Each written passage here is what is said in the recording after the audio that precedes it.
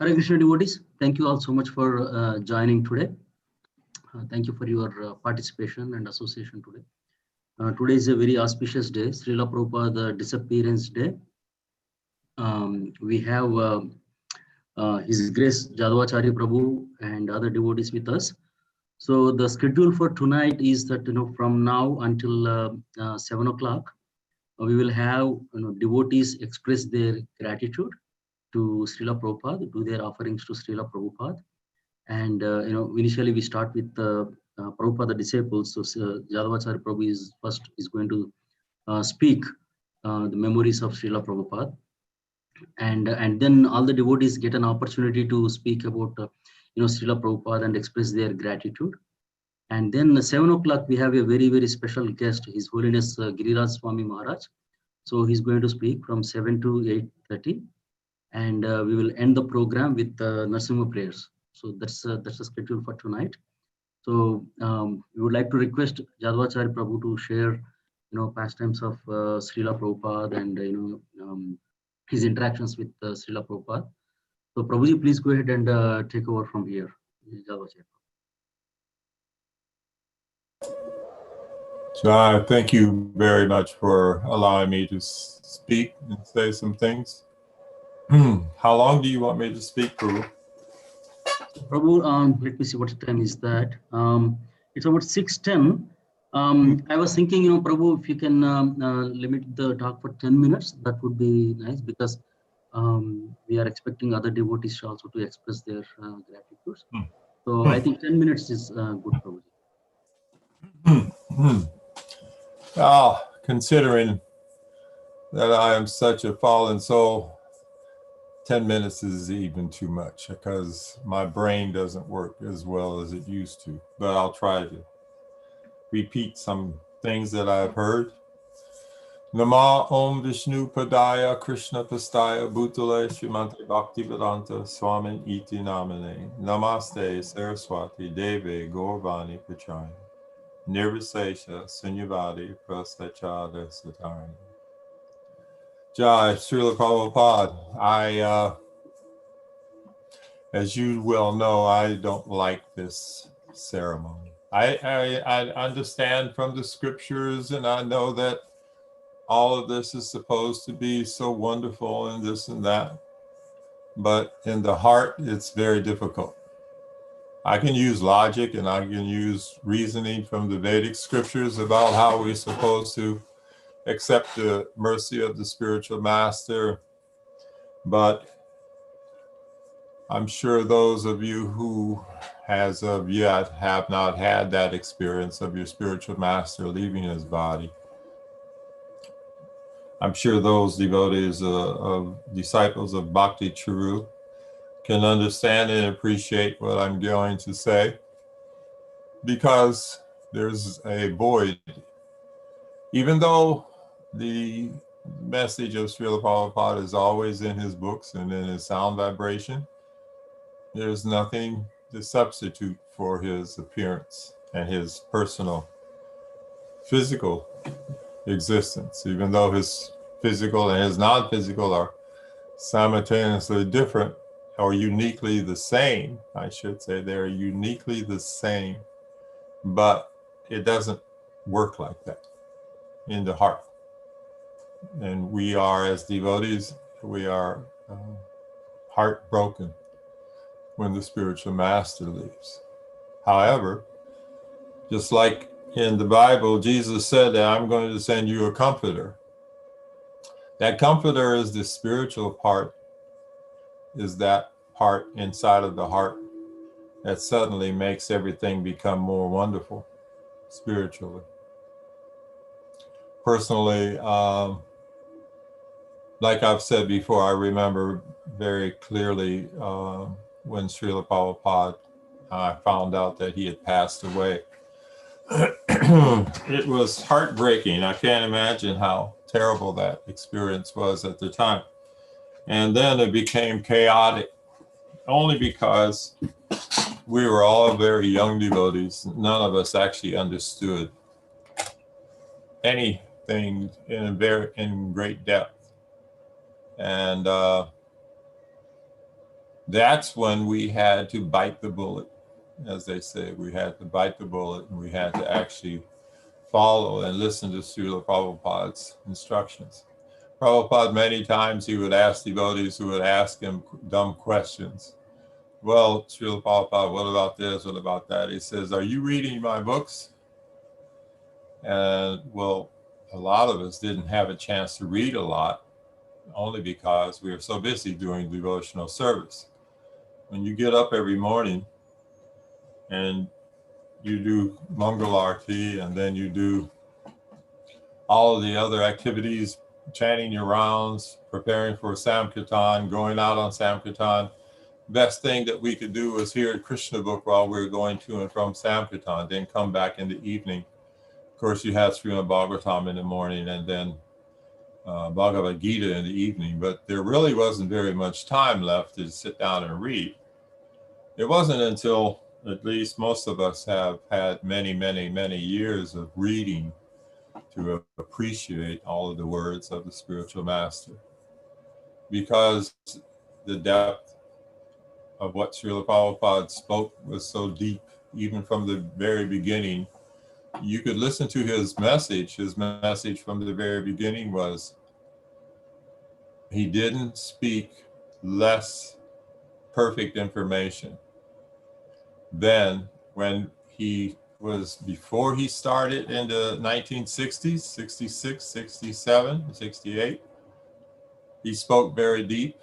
And then by the end, when he was 1976, 77, he was still speaking the same. So the depth of the knowledge was always there. And that's why we call the spiritual master guru, meaning that he is deep, and he was deep from the very beginning, just like Krishna. Krishna is God from the beginning, and he is God in the end.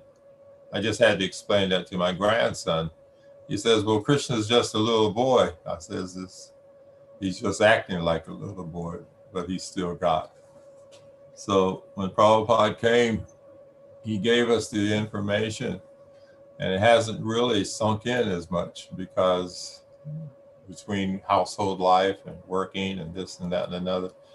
That's why this year I planned to leave and go to Vrindavan or Mayapur and just simply sit and chant and read. So now Krishna is forcing me, whether I like it or not, to sit and chant and read here.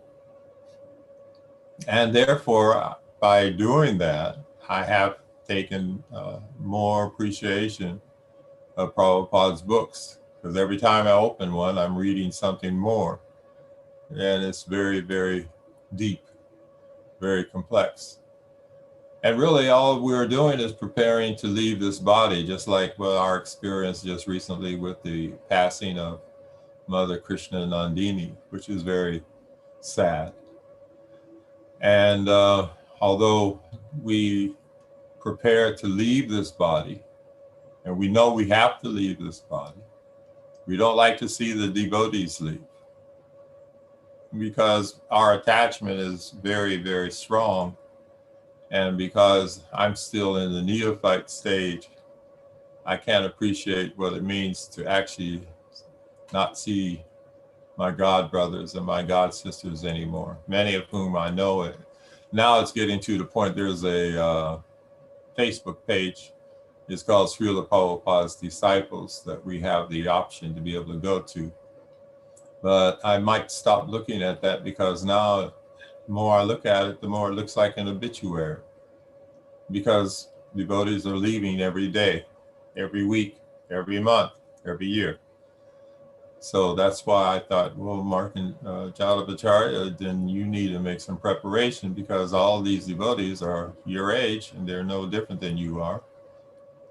And then I think, well, this is the example that Prabhupada set. He set the example of leaving his body in Vrindavan. So there's a message in that is very, very, again, very deep. Prabhupada had the options. He could have done many other things, but he knew he was going to leave his body. So he immediately went to Vrindavan. And being in Vrindavan, he set the example that is, as devotees, we in our later years, we should do that as well.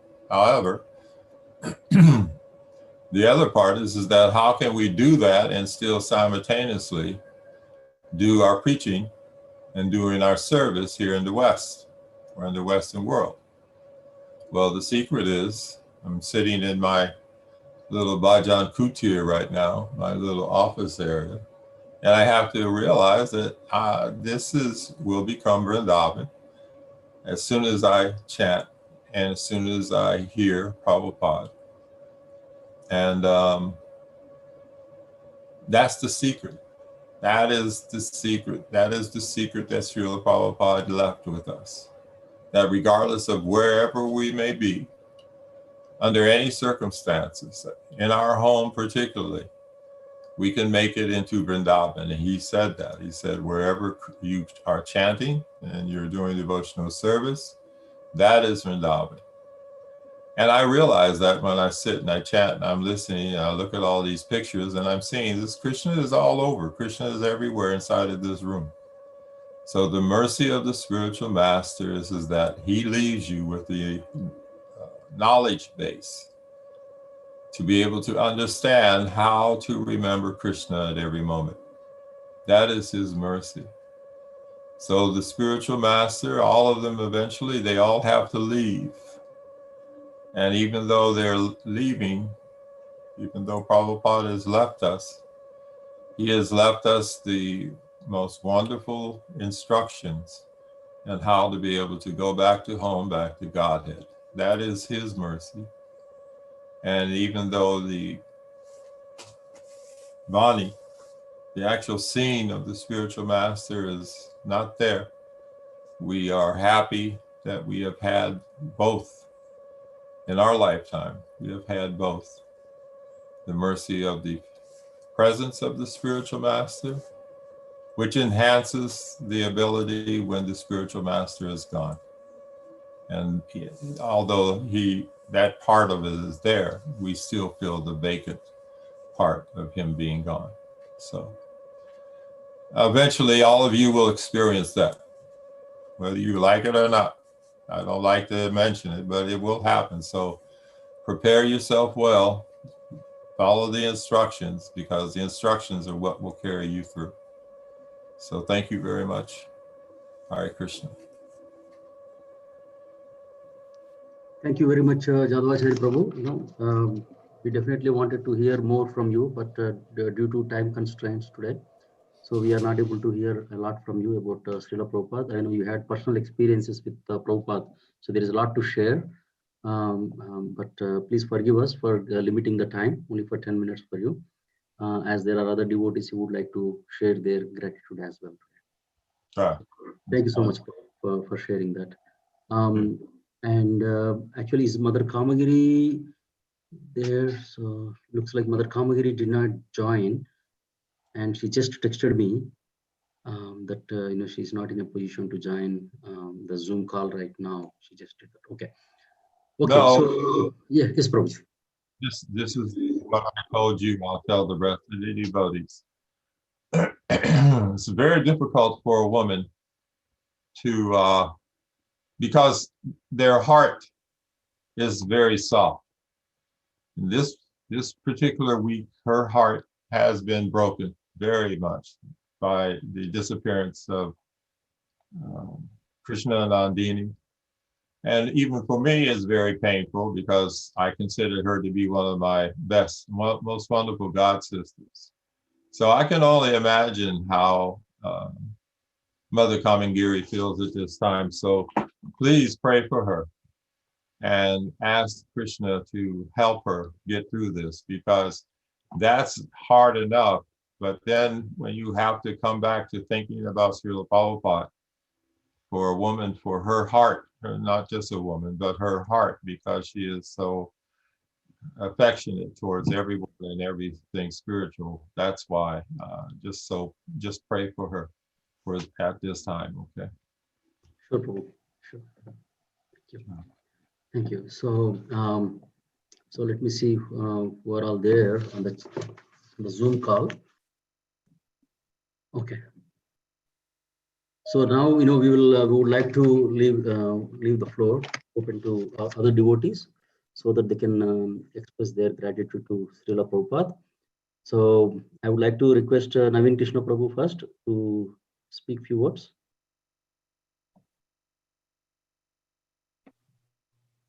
Hare Krishna, Prabhu. Hare Krishna. Sorry, I was still working today as some production code, and I was still. I just logged off. Still, I'm in the same mind frame. Somebody else can go there. Okay. So we will come back to you later, Naveen Krishna Prabhu. While so I heard that there are some devotees who already wrote the offerings to Srila Prabhupada, and they are with Hari, but they are on the Zoom call. So if they want, they could speak right now, or Hari Prabhu can read. Rukmini Mataji, would you like to say a few words? Hare Krishna. Hare Krishna. Thank you. Sure, I could just read the offering that I wrote, if that's okay. Yeah, perfect. All right. Dear Srila Prabhupada, A.C. Bhaktivedanta Swami, please accept my most respectful obeisances. All glories to you on this auspicious occasion of your disappearance anniversary. Namo Vishnu Padaya Krishna Prishthaya Bhutale Srimate Bhaktivedanta Swami Niti Namine. Namaste Saraswati Deve Gauravani Prachayana Vishesha Shunyavadi Paschatta Deshataka. Your incomparable mercy is like an ocean, and it's impossible to fathom its breadth and depth even within a lifetime. Srila Krishnadas Kaviraj Goswami wrote, "Things that are very difficult to do become easy to execute if one somehow or other simply remembers Lord Chaitanya Mahaprabhu." Chaitanya Charitamrita Adi Lila, chapter 14, text 1. You have demonstrated this. Empowered by your unflinching faith in the order of Srila Prabhupada Bhaktisiddhanta Saraswati Thakur, you executed what was not merely very difficult, but everyone else thought was literally impossible. Your generosity and magnanimity in dedicating the last years of your life to giving the Mahamantra freely to everyone, dedicating sleepless nights to translating the scriptures, and spearheading the unprecedented distribution of these most precious treasures to any random person on the street, give new meaning to the words generosity and magnanimity. You resolved apparent tensions between purity and broad-mindedness elegantly and effortlessly through the power of your transcendental divine love. Your uncompromising inclusivity in the face of social opposition from many different quarters have set a shining standard, guiding us still half a century later. Your comprehensive concern for all aspects of the well-being of your followers and of society in general are unmatched. An illuminating example of your unparalleled gifts to the world is how you made Srimad Bhagavatam and Sri Chaitanya Charitamrita available to everyone. Quote, "This Bhagavad Puran is as brilliant as the sun. Persons who have lost their vision due to the dense darkness of ignorance shall get light from this Puran." Srimad Bhagavatam, Canto 1, Chapter 3, Text 43. You made this a reality, not only through your comprehensive translation, but also through the beautiful light of the Bhagavad, decorated with your own timely insights, key to improving all lives in this world. Sri Chaitanya Charitamrita contains profound philosophy and esoteric rasa. One might easily think that its audience would be limited to a few. You wrote in the concluding words of your Sri Chaitanya Charitamrita translation, quote, "In his leisure time, in later life, His Divine Grace Bhaktisiddhanta Saraswati Thakur would simply read Sri Chaitanya Charitamrita. It was his favorite book," unquote. Taking this to heart, shortly after coming out of India, you compiled Teachings of Lord Chaitanya, packaging these deep, intimate teachings in a single comprehensible volume. You had your disciples read and distribute this freely. By your indomitable order, you empowered your disciples to meet the seemingly insurmountable challenge of publishing 17 volumes of Sri Chaitanya Charitamrita with new full-color illustrations within 2 months. You specified the 17-volume format so that any single volume could be distributed to random people on the street. Today, I pray at your lotus feet to please forgive any offenses I have committed to you, knowingly or unknowingly, and to please bless me to do at least some tiny share of service to you, the Rupanuga Guru Varga, and Mahaprabhu's mission that you have fostered on a grand and ever-expanding scale. Your aspiring servant, Rukmini Devi Dasi. Thank you very much, Mataji, for sharing that. Really appreciate that. What else is there? Okay, so Chachandra Bhanu Prabhu, would you like to say a few words? Sure, Prabhuji. Namo Vishnupadaya, Krishna Prestaya Bhutale, Srimate Bhakti Vedanta, Swami Nitramane, Namaste Saraswati Deve, Gauravani Pracharine, Nirvisesha Sunyavadi, Bhasya Sudesthane.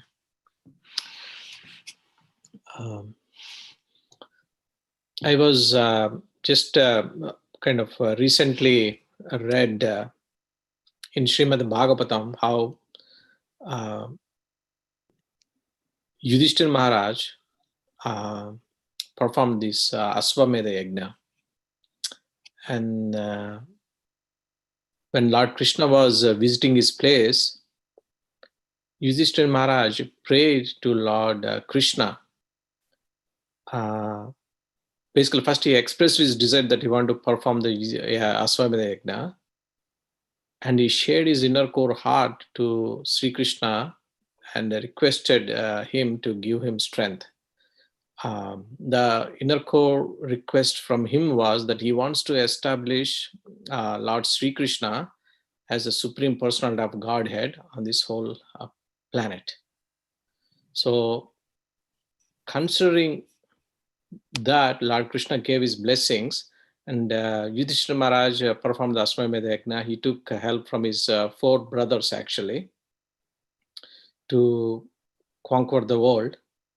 And then at the end, he concluded that by selecting Lord Krishna as the Supreme Personality of Godhead, setting him as the first or most dear worshipable deity on this planet. Basically, they performed, I think there is a word there I'm trying to remember. Pradama Puja, something like that. I forgot that word. Agra Puja.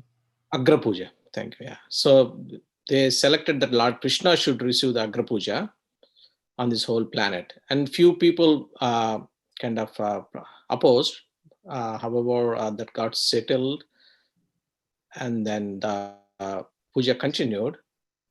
And at that place, Yudhishthira Maharaj know that there are a lot of people, or even though they are very advanced saintly yogis, munis, attended those ones, there are still a lot of impersonalists, people who do not fully understand Krishna as a Supreme Personality of Godhead. That's where kind of he considered establishing the supremacy of the Lord.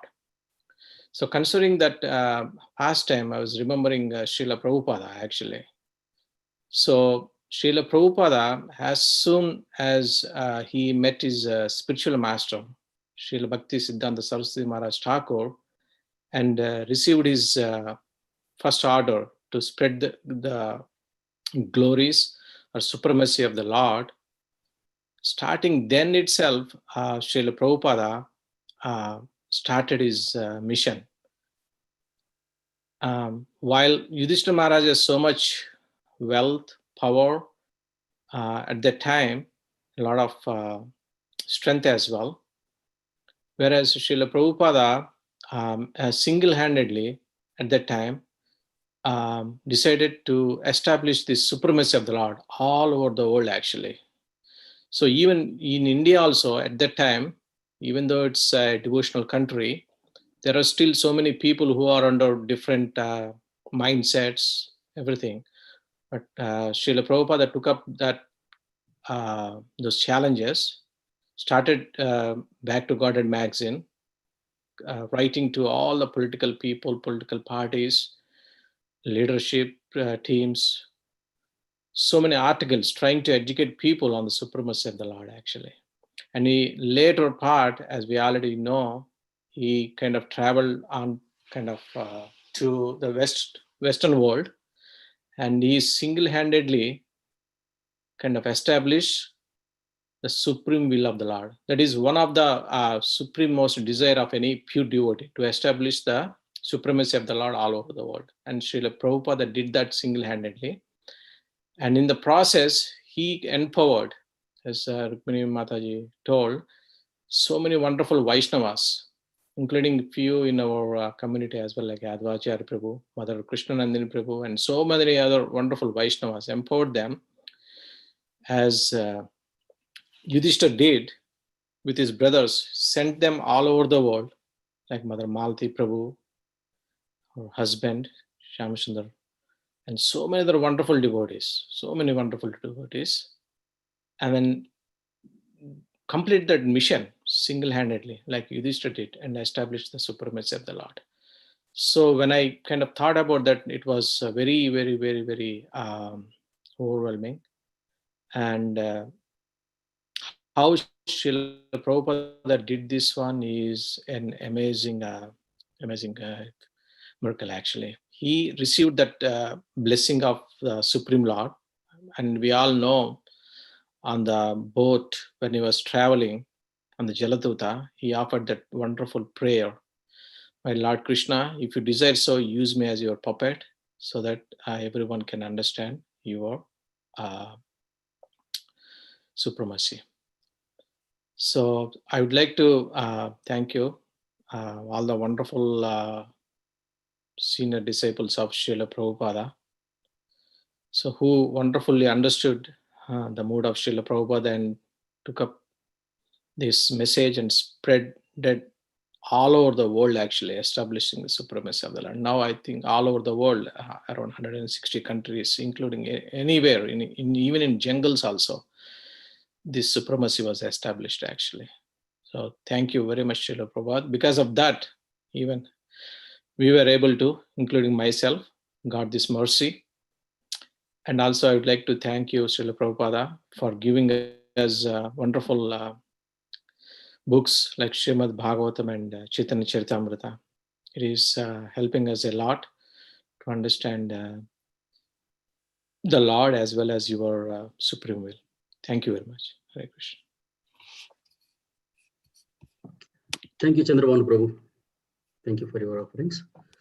I see Vrajabhakti Mataji also on the chat behind. So would you like to share a few words, Vrajabhakti Mataji? And I would like to request devotees to keep the offerings to 3 minutes, so that because we have many other devotees who would like to do. So please keep your offerings only to 3 minutes. Thank you. Hare Krishna Prabhu. Namo Vishnu Padaya Krishna Prishthaya Bhutale Srimati Radhanath Swami Tinani. Namo Vishnu Padaya Krishna Prishthaya Bhutale Srimati Bhaktivedanta Swami Tinani. Namaste Saraswati Devi Gauravani Pracharya Nirvisesha Shunyavadi Pashtata Visitara. So on this auspicious occasion, today morning I was listening to Malati Prabhu's class on Bhakti Sangha Japa group. So she was sharing, when it comes to the devotees, there is no difference between the appearance and disappearance. Both are joyful. But Srila Prabhupada in our life, especially when I'm teaching Parikshit Bhagavatam, I can see a large difference in when I'm reading myself and I'm trying to teach him. And I could understand the depth of the Srimad Bhagavatam little more. And I was thinking how grateful we are, and at least me, and how grateful am I for Srila Prabhupada being in my life. So we are right now, as you know, we are just trying to teach Prabhupada, Parikshit different pastimes. And when we send one of his videos to my relatives, they don't even know what is Govardhan. Where is Govardhan? Who is Govardhan? There's a Govardhan hill in Vrindavan. They don't even know that, some of my relatives. They're asking, what is this Govardhan Parvat? What is this? But Parikshit being 9-year-old, he knows it because he's reading it. But how he knew it? Because he's reading Bhagavatam. So that is the biggest treasure he gave in our lives. So I'm very, very grateful to Srila Prabhupada for the translations that he spent sleepless nights in giving those scriptures to us. And also another thing that motivates me in my life is his disciples. His disciples are warriors. Really, I'm like Krishnandri Mataji recently left her body, so I'm offering my obeisances to her lotus feet. So what kind of faith she has. The last words that she spoke to me before she left to Vrindavan, she came to Columbus temple for some Janmashtami program, I think. She said, "Sweetie, I'm leaving to Vrindavan for my treatment." And she said, "I don't know what Lord's plan is for me, whether I'm going to come back or not come back." And she said, "Sweetie, give me one promise." I said, "Mata, tell me whatever you want me to do, I will do it for you." And she said, "Give me one promise, sweetie, that you will never leave Prabhupada's lotus feet." She said, "Don't ever, never, even in the dream, leave Prabhupada's lotus feet. He is our life, he is our soul. So he will take you back, home back to Godhead. So do whatever you can within your capacity to serve Srila Prabhupada." So by looking at the disciples like this, Mata, it's like so many disciples here in Columbus, Prabhupada disciples, we have 3-4 Prabhupada disciples, year after year, they're maintaining the same faith. So I'm very, very grateful for Srila Prabhupada for giving all those gems. And then my spiritual master in my life. Without my spiritual master in my life, I don't think so I have any meaning in my life. I don't think so I have any meaning to live in this life. So he gave the meaning to live. He gave the strength to live. Everything is given by my spiritual master, which is a gift of Srila Prabhupada also. And who is a gift of Srila Prabhupada? So without my spiritual master, my life would have been somewhere else and I would have been doing something else. So I'm very, very grateful on this occasion for Srila Prabhupada for giving such wonderful disciples, for giving such wonderful scriptures, and for giving such beautiful temples where we could associate with each other and share Krishna consciousness with each other. Thank you so much, Srila Prabhupada. I hope I can do something in this lifetime for you, which pleases you. Thank you. Hare Krishna. Thank you, Bhakti Matsuri, for the wonderful, beautiful offering. We would like to ask Shadbu Chaitanya Prabhu to say a few words. I thought somebody else will go. A lot of senior devotees are there. Please go ahead, Prabhu. Please go ahead. We have few devotees who wrote the offerings. We would like to definitely hear from them after you. So after Shadbu Chaitanya Prabhu, Alek Prabhu is going to speak. Thank you. Hare Krishna. Namo Vishnu Padaya Krishna Prashnaya Bhutale Srimate Bhakti Vedanta Swami Iti Namine Namaste Saraswati Devi Gauravani Pracharani Nirvashesha Shunyavadi Parshata Destarani.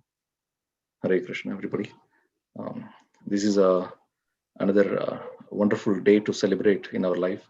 And I'm really happy that I'm part of this whole worldly movement of ISKCON founded by His Divine Grace. And this is a very interesting thing. Otherwise, in this life, I completely become like one of the waste garbage in the street.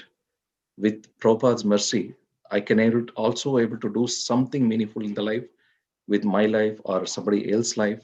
I can able to do some small give back to the society whatever I learned from Srila Prabhupada. Without Srila Prabhupada's mercy, it is always very tough to struggle in this world like dogs and cats and animals. Our life will be like completely like an animalistic way. I don't know how I would be without this philosophy and without this movement and Prabhupada's mercy. So this was a very wonderful, and especially in Columbus, I learned a lot in associating with a lot of senior Vaishnavas and Srila Prabhupada disciples. And this is always encouraging by seeing them. I think the way they pull this Hare Krishna movement to the world, I felt that in my generation, it is not doing the same effective way, because those devotees who are like staunch believers of Prabhupada, they always take completely whatever Prabhupada said, they just take it to the heart and take it to the action. But I feel if I also get an opportunity to be like that kind of soldiers of Prabhupada, that will be nice, because I feel somewhere I'm lacking. I cannot be like 100% give my effort to, improve or develop Srila Prabhupada's mission.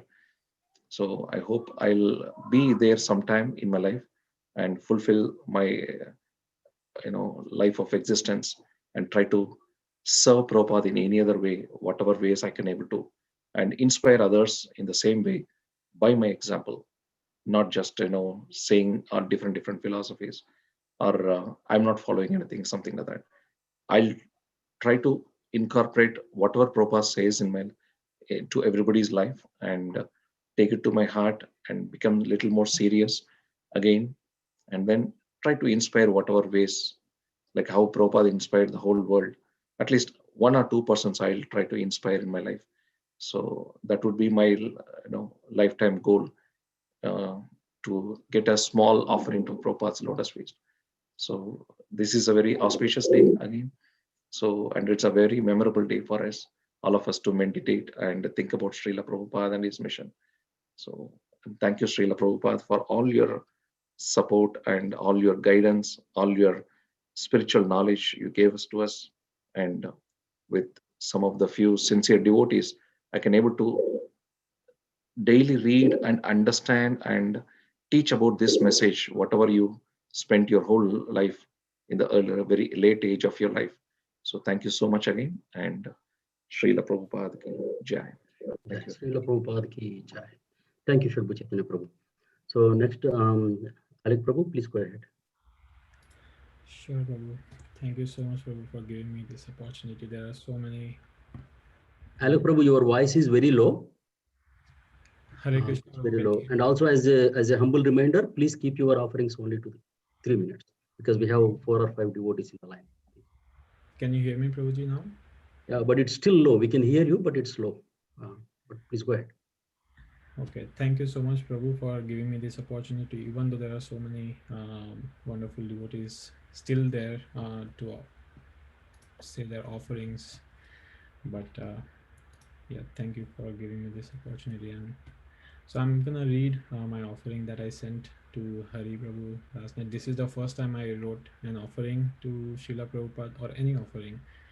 So I hope if I have any mistakes or anything wrong said, please forgive me, everyone. Om Agyanatimirandasya Gyananjana Shalakaya Chakshuram Militam Yena Tasmai Shri Guruve Namaha. I was born in the darkest ignorance, and my spiritual master opened my eyes with the torch of knowledge. I offer my respectful obeisances unto him. My dear Srila Prabhupada, please accept my humble obeisances at the dust of your lotus feet. All glories to your divine grace on this auspicious day of your departure from this material world and meeting Radha Krishna in their eternal abode, Golok Vrindavan. With your arrival in my life about 4 years ago, you have revealed the great fortune, pure devotional service unto Sri Sri Radha Natubar, the Supreme Personality of Godhead, along with clearly showing me and many millions of others the horrors of living in materialistic life, a life without service to Krishna. Even though I found you through your servants at ISKCON Columbus, with every day passing, I am feeling your presence in my life is growing like never before because of your transcendental words in your books and your audio and video lectures. Simply by starting to follow your instructions, not 100%, not 200%, but I am 1000% convinced that without you, Srila Prabhupada, this life would have taken me on the roller coaster of sensual pursuits, only to die a palatable death after a wasted life, then again have to re-enter the womb and suffer life and life after life. How can the great debt I owe you be repaid? Honestly and factually, it is impossible by any means in this life or in an accumulation of many lives. We are eternally indebted. As you have stated in your purport in Srimad Bhagavatam, Canto 4, Chapter 22, Text 47, the word Vinod Patram can be divided into 2 words, Vina and Udapatram, or can be understood as one word, Vinoda Patram, which means a joker. A joker's activity simply arouses laughter, and a person who tries to repay the spiritual master or teacher of the transcendental message of Krishna becomes a laughing stock, just like a joker, because it is not possible to pay such a debt. The best friend and benefactor of all people is one who awakens humanity to its original Krishna consciousness. By your own example, Srila Prabhupada, you literally taught all of your disciples, your grand disciples, and all the future Vaishnavas who will be continuing to serve Lord Chaitanya's mission under your guidance and instruction, that how can one repay their guru? Your guru, Srila Bhaktisiddhanta Saraswati Thakur, asked you to spread Krishna consciousness to the West, and you did it. He asked you to print books, and you did that. You designed a whole plan to make the entire world Krishna conscious, a plan that includes many programs and projects of spreading Lord Chaitanya's mission. Book distribution, Harinam Sankirtan and Prasadam distribution, Rath Yatras, building new temples, worshipping the deities. Every place you laid your foot, you produced devotees which are capable of changing the face of this planet. And now on this day, as an insignificant rascal and a wannabe servant, I beg you to help me repay you by applying your instructions in my life, by never losing taste in chanting Hare Krishna, and also bring many souls under your shelter. Please bless me, Srila Prabhupada. And I beg all the devotees who are assembled here on this call today to bless me so that I can continue to develop a little taste and the servitude to represent Srila Prabhupada, to represent Srila Prabhupada's mission, and continue to spread Krishna consciousness. Hare Krishna. Hare Krishna. Thank you, Alek Prabhu, for the beautiful offering. Yeah, even though this is your first time, it was really, really nice. Thank you for your offerings. So next, we would like to request Shrestha Mataji to go. Prabhu, I just got home. Okay. I can go next. Okay. Okay. So if there is a case, Hari Prabhu, please go ahead. So Prabhu, yeah, thank you for the opportunity. Nama Om Vishnu Padaya Krishna Preshtaya Bhutale Srimate Bhakti Vedanta Swami Namane Namaste Saraswati Deve Gauravani Pachani Nirvishesha Shunyavadi Paschatya Destharini. Dear Srila Prabhupada, on the occasion of the 43rd year, maybe I can just share my screen and you guys can read it with me. Start broadcast.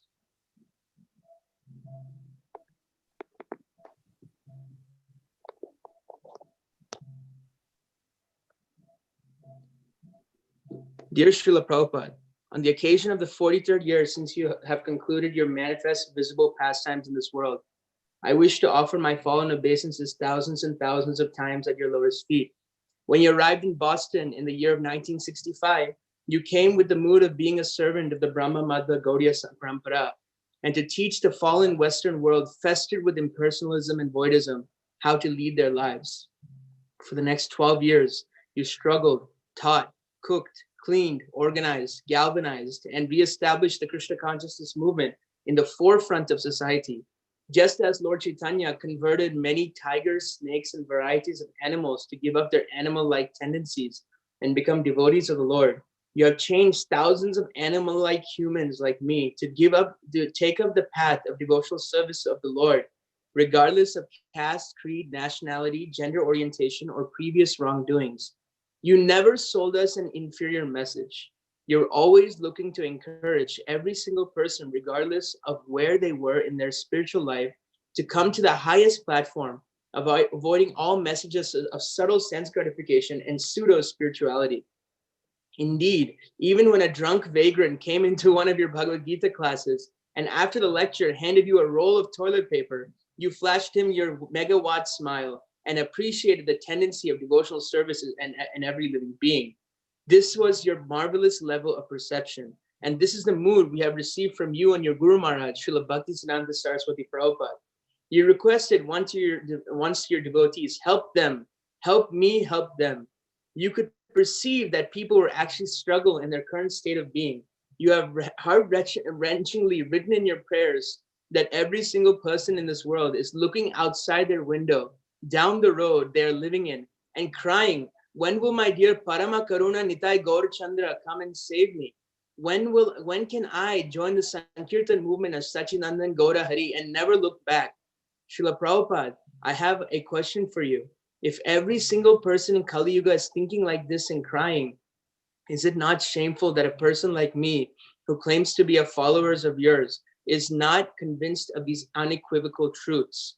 I'll skip this bhajan by Lochan Das Thakur, but very nice bhajan. I am very much in a very shameful position, Srila Prabhupada, and I'm falsely proud of it. When this year, so many of your pure devotees and associates have attempted to teach me how to leave my body and how to be prepared for death at any time, I have cried crocodile tears for the first day and welcomed my former illusion state with open arms and a royal reception the next day. Prabhupada, you are my only shelter. I understand through the Bhagavad and the revealed scriptures that pleasing a pure devotee is the best way to get out of illusion. After doing a simple cost-benefit analysis, you have boldly proclaimed many times that book distribution is most pleasing to you. This year, I have tried to get out of my comfort zone and try to please you by distributing books, even though I am not at all qualified or comfortable with it. I have heard from your disciples that the most satisfying thing that they have ever felt was reading the book scores to you personally. We in Columbus felt that Shakti 1 week. I would like to share that pastime with you, dear Guru Maharaj. We had our Friday weekly Harinam Sankirtan at Goodale Park, where many new people got the chance to hear the holy name and receive your transcendental books. When we came back to our temple and I put my forehead at your lotus feet, I could immediately feel your presence, as if you were touching my head with your left hand, accompanied with your gold ring, which you gifted to George Harrison. For a moment, you gave me a glimpse into actual consciousness, and I spoke to a few devotees in the room, and they had felt the exact same way. Prabhupada was here. Prabhupada, I would like to thank you for bestowing me the opportunity to engage in the highest service of Krishna consciousness, which was engaged by Kali Yuga Avatar Chaitanya Mahaprabhu and all the residents of Vrindavan. Shuddha Prem Nam Harinam Sankirtan. I am not at all qualified to engage in the service, but you and Radha Vrindavan Natavar, Nitai Sachi Sutta, and Jagannath Baldev Subhadra have given me irrefutable instruction that this is my Prabhu Datta Desh for now, and it is my duty as an insignificant aspiring servant of the servant of yours to follow your instructions. Prabhupada, we are begging for your mercy. We have funds, we have temples, we have prasadam, we have your books. We need some sincere men and women to come forward and help in this Brihat Mridanga Nam Kirtan Seva. I pray that you give me the vision to see all your instructions and indications of how to conduct my activities, words, and thoughts in such a way that they bear the fruit of bhakti. Shri Shri Radha Ramana Tadiyarpanam Astu, Dina Hina Patita Pamar, your insignificant servant, Bhakta Hari, 18th November 2020. Hare Krishna. Srila Prabhupada ki jai. Thank you. That was awesome, Hari. Thank you for writing such a beautiful offering to Srila Prabhupada. It's wonderful. So now Parikshit would like to say a few words. So Parikshit, please go ahead. Namo Vishnupadaya Krishna Prestaya Bhutale Srimate Bhakti Vedanta Swami Niti Namine Namaste Saraswati Deve Gauravani Pracharine Nidvishesha Sunyavadi Paschatya Deshatarine. Hare Krishna. So I'm very grateful to Srila Prabhupada for translating Srimad Bhagavatam because I like to learn prayers and shlokas and I really enjoy it. Thank you. Thank you, Parikshit. That was so sweet. Thank you. Shrestha Mataji, you are next. Yes, Prabhu. Namo Om Vishnu Padaya Krishna Prastaya Bhutale Srimate Bhaktivedanta Swami Niti Namine Namaste Saraswati Deve Gauravani Pracharine Nirvishesha Sunyavadi Paschatya Deshatarine. Please accept my humble obeisances. unto your lotus feet, dear Srila Prabhupada. You're the torchlight of knowledge in my life. I would have been lost and devoid of any path without your mercy. Where do I start glorifying you, my dear spiritual master? The entire year of 2020 has been full of losses and terror, reminding us that this world is miserable and temporary. But because you showered on us the wisdom regarding the nature of this material world and the process of Krishna consciousness, it has kept us going throughout this year and made us determined to become more serious in our spiritual path. In fact, in times of distress, one realizes the importance of bhakti life. Dear Srila Prabhupada, this year, while we were on lockdown for about 3 months, we decided to read your books one by one. We formed a small online group and each day read pages after pages. Delving deep into the knowledge you provided us, we gained strength and determination to serve you and Lord Krishna better. Till today, we are continuing to read daily, inspired just by your words written in these sacred books. So many questions have been answered and so many doubts cleared simply by your association through your books. When we read about your biography, Lilamrita, each one of us ponder in amazement how you endeavored selflessly to fulfill your spiritual master's instruction to preach the movement of Sri Chaitanya Mahaprabhu all over the world. And you did it. Your sincerity and compassion became viral all over the world. As the Commander-in-Chief of Sri Chaitanya Mahaprabhu, you went on war with the world to kill materialism and shower Krishna Bhakti. Even though I am stuck in the darkness of Kali Yuga, I feel so fortunate to have born during the time where the ISKCON movement is rampantly prevalent all over the world owing to your mercy. There is no end to glorifying you. I just pray to you to bless this fallen soul to become more enlightened towards bhakti and sincerely serve Sri Guru and Gauranga. Falling at your lotus feet, your servant, Shrestha. Thank you, Srestha. Thank you all once again for joining today's Zoom session. Premilas Prabhu seems to be very, very excited. Thank you, Premilas Prabhu. Let me see if Maharaj is on the call, joined or not. Let me check 1 second. Does anyone see Maharaj on the chat, on the Zoom call right now? No, Prabhu, not yet. Okay, not yet. Okay, so You please can somebody, go ahead. yeah, please somebody watch for Maharaj on the Zoom call.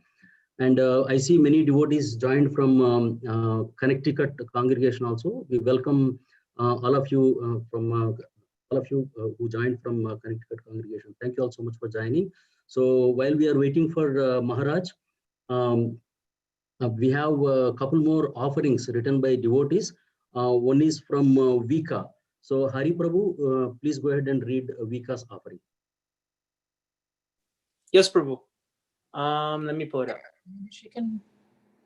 She's not. Actually, Harry, I'm able to read. I'm you're- at Master's place, so I can read it really quick. Mine is very short, so I'm gonna take much of your precious time. Namo Vishnu Padaya Krishna Prishta Putale Shrimati Bhaktivedanta Swami Tinamine Namaste Saraswati Devi Kauravani Pracharine Nirvishesha Shunyavadi Paschita Dashitarine. Dear Srila Prabhupada, please accept my humble obeisances. All glories to you. On November 14, 1977, you left your material body, yet you didn't leave us alone. You left us books to read, lectures to listen, temples around the world to attend and worship majestic deities, and your wonderful disciples that continue to spread the most perfect and the most important knowledge, the knowledge about the Supreme Personality of Godhead, Sri Krishna.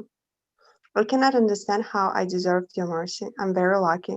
I don't even realize how lucky I am. If not for your books, I would be wasting my life, miserable and with a huge hole in my heart. On the day of your disappearance, dear Guru Maharaj, I would like to thank you for taking pity of us, fallen and conditional souls, for taking birth and going through all the hardships to show and teach us the way back home. Dear Srila Prabhupada, please direct me and don't let me fall. You are insignificant, aspiring servant. Jai. Thank you, Vika Mataji. Thank you for Maharaj just joined. Okay.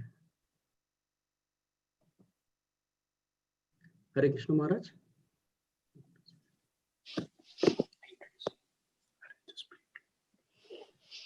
Hare Krishna Maharaj, please accept our humble obeisances. All glories to Srila Prabhupada. Welcome Maharaj. Welcome to ISKCON Columbus Congregation Zoom conference call today. Premilas Prabhu, could you please introduce Maharaj, and then Maharaj, please take over from there. So thank you everybody for being here. Today is the very holy Disappearance Day of Srila Prabhupada, the founder Acharya of International Society of Krishna Consciousness. As Giriraj Maharaj recently sent an email, both the sunrise and sunset are equally beautiful and equally awe-inspiring.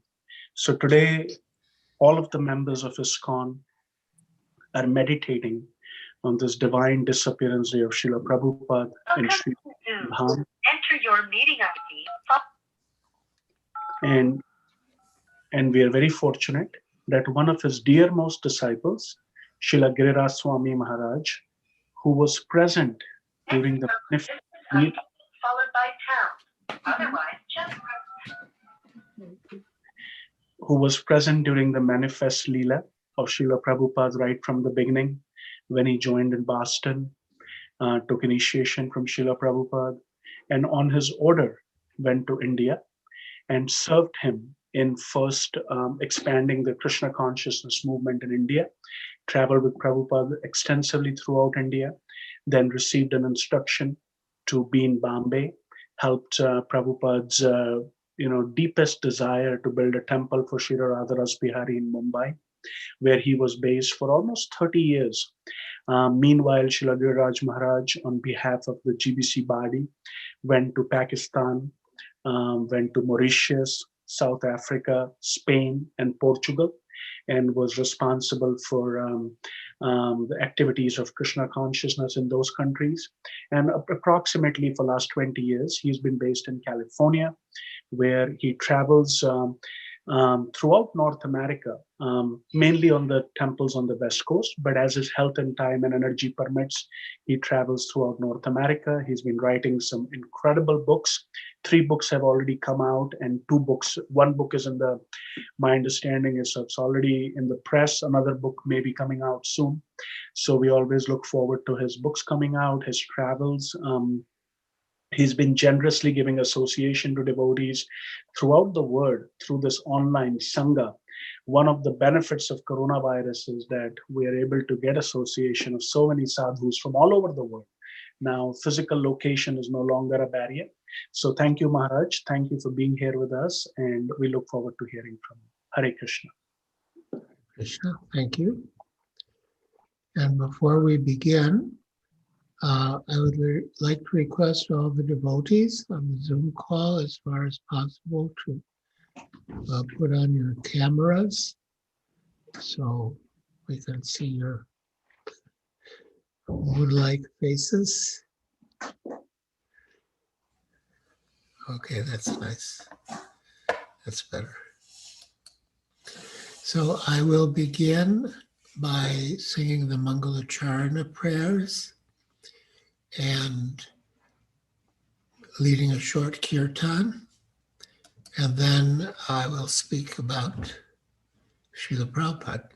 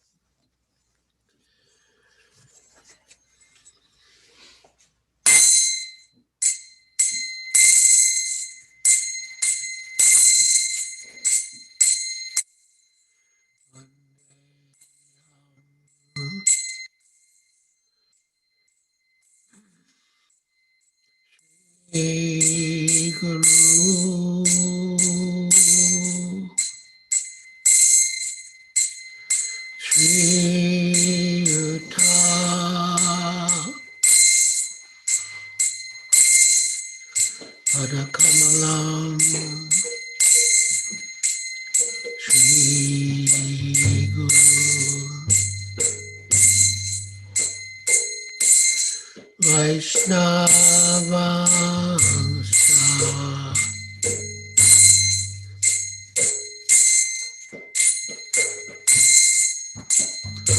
Shri Rupam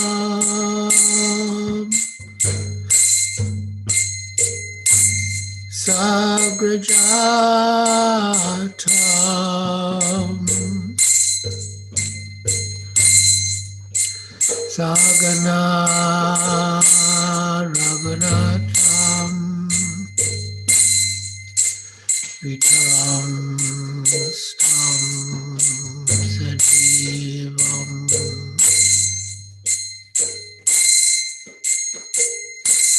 Sadvaitam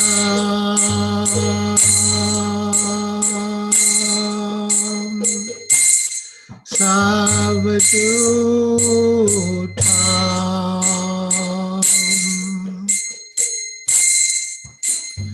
Parijana Sahitam Krishna Chaitanya Devam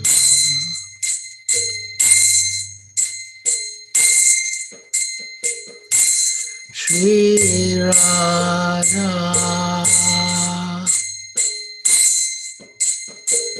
Krishna Padam Sagana Lalita Shri Vishakhan Vidangscha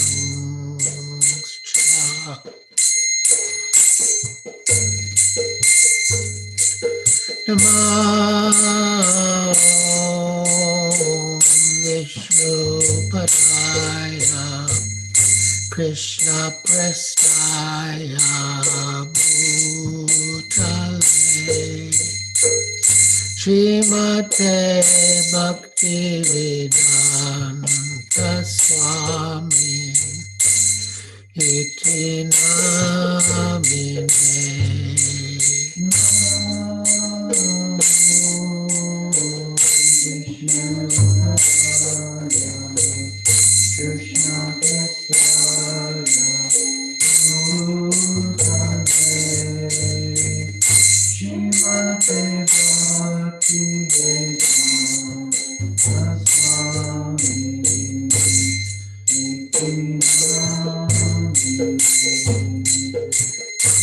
Namaste Saraswati Deve Gauravani Pracharine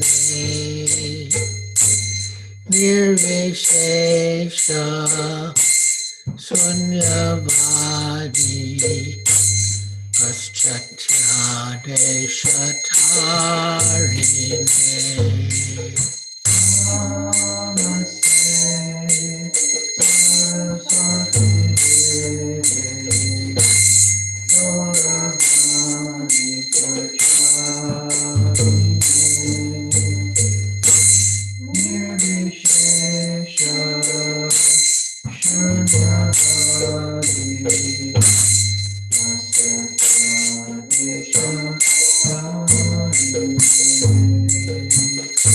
Sri Krishna Chaitanya Prabhu Nityananda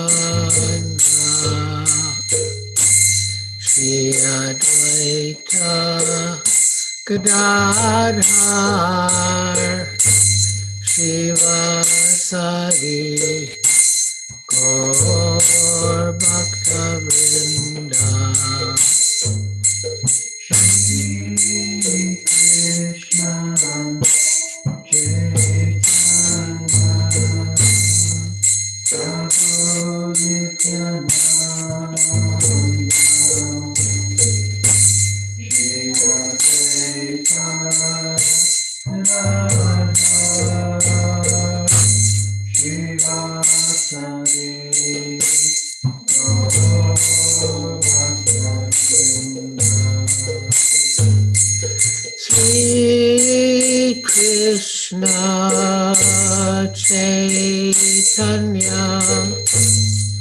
Prabhu Nityananda, Shri Advaita Gadadhar, Shivasari Gaur Bhaktavinda. Shri Krishna Chaitanya Prabhu Nityananda, Shri Advaita Gadadhar, Shivasari Gaur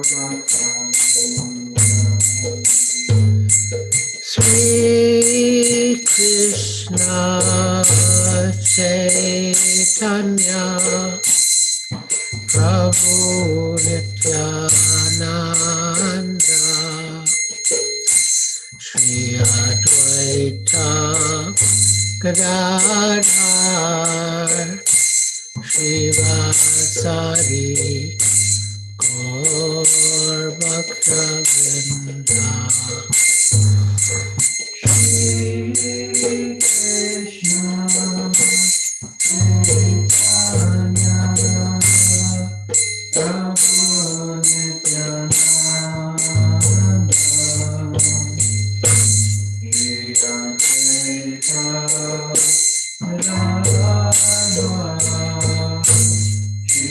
Shivasari Gaur Bhaktavinda. Hare Krishna, Hare Krishna, Krishna Krishna, Hare Hare, Hare Rama, Hare Rama, Rama Rama, Hare Hare, Hare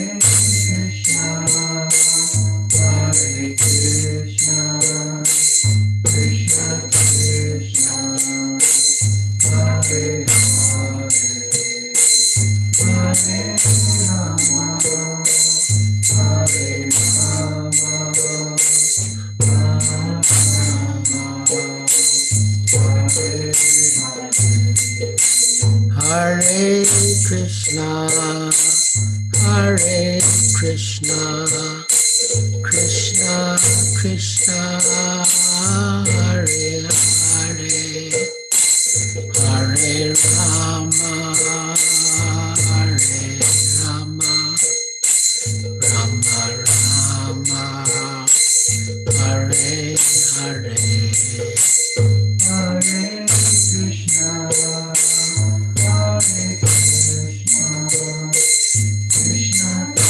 Krishna, Hare Krishna, Krishna Krishna, Hare Hare, Hare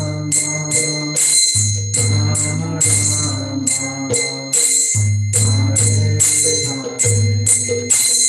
Rama Rama, Hare Krishna, Hare Krishna, Krishna Krishna, Hare Hare, Hare Rama, Hare Rama, Rama Rama, Hare Hare, Hare Krishna, Hare Krishna, Krishna Krishna, Hare Hare, Hare Rama, Hare Rama, Rama Rama, Hare Hare.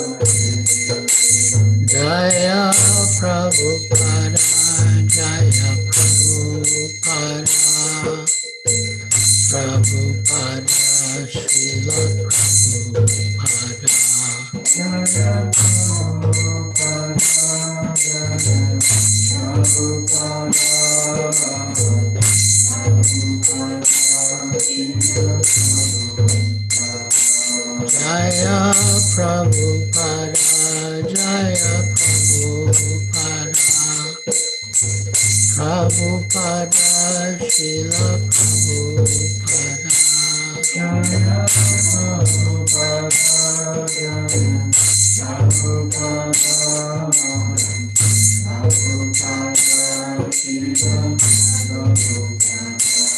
Jaya Gurudeva, Jaya Gurudeva, Gurudeva, Srila Gurudeva. Jaya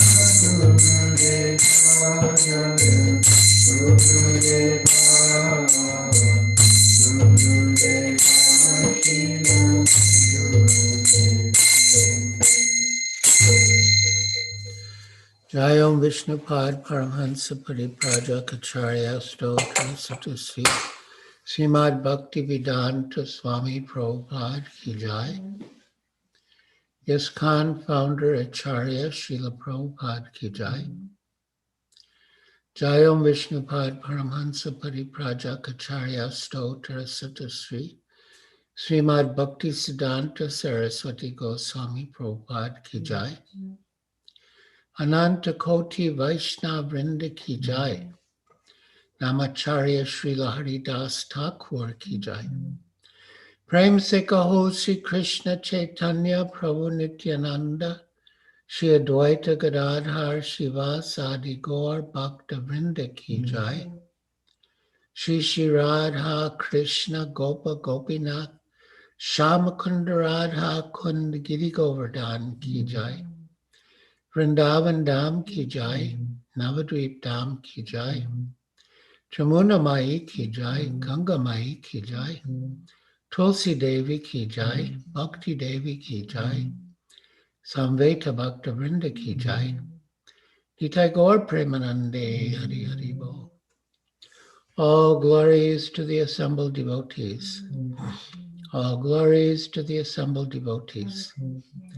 All glories to the assembled devotees. All glories to Sri Guru and Sri Gauranga. All glories to Srila Prabhupada.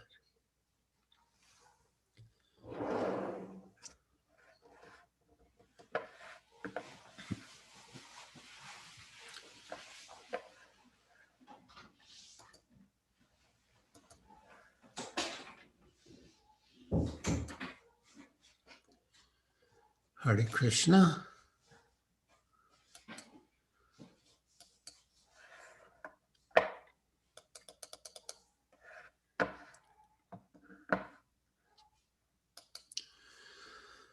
I'm very grateful to Srila Prabhupada for having brought me into your association. As Prem Vilas Prabhu mentioned, once on his Guru Maharaj's disappearance day in Surat, Srila Prabhupada said, on the absolute platform, there is no difference between the appearance and the disappearance of the spiritual master. Both are beautiful, just like the sunrise and the sunset. So although we feel separation, within that separation, our remembrance of Srila Prabhupada is heightened, and thus we experience the beauty of his presence in separation.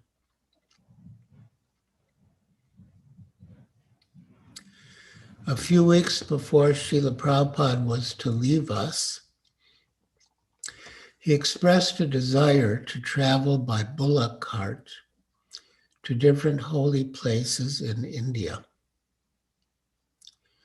His Holiness Lokanath Swami had been traveling by bullock cart to different places of pilgrimage, and Srila Prabhupada was very enlivened when Lokanath Swami reported to him in Vrindavan. And Prabhupada said that he too would like to go on a pilgrimage on a bullock cart. He asked Lokanath Swami to arrange it, and Lokanath Swami was enthusiastic, especially having been encouraged by Prabhupada directly. He immediately went to organize the cart and make all the arrangements. Govardhan Puja was to take place in a couple of days, and Prabhupada said that he would begin his pilgrimage by traveling on a bullock cart to Govardhan Hill to celebrate Govardhan Puja with the Vrajavasis. At that time, Srila Prabhupada was bedridden, and one could say emaciated. He was unable to eat, and he was able only to sip a little liquid. He was gaunt and weak, with almost no energy. He would just lie on his bed, and sometimes, with great difficulty, he would speak softly, often so faintly that only those very near him could hear his words. There were many devotees in the room when Srila Prabhupada had his exchange with Lokanath Swami. And immediately after the discussion ended and devotees went outside, they began to express two strong, heartfelt opinions about what Srila Prabhupada should do. And more than that, how we as disciples should relate to him and serve him. One group, which included Lokanath Swami and other esteemed senior disciples, such as Hamsaduta Prabhu and Bharadraj Prabhu, felt that we should do just what the spiritual master orders. We shouldn't question his order. We should just execute it. And some of the other disciples, many of whom had been attending to Prabhupada's personal care, felt that Prabhupada's health would not sustain his travel on a bullock cart, and that because he was so emaciated, he had practically no flesh on his bones, it would be very painful for him to go. Even if they padded the cart with a mattress, it would still be a basic bullock cart. And the roads in Vraja were very rough. So the movement of the cart would jostle him, and he would feel pain. Some devotees feared that he might even give up his body on the way. They did not want him to be subjected to what they foresaw as certain pain, and perhaps the dire consequence of his death. But under the circumstances, this second position was difficult to maintain because Srila Prabhupada was so emphatic.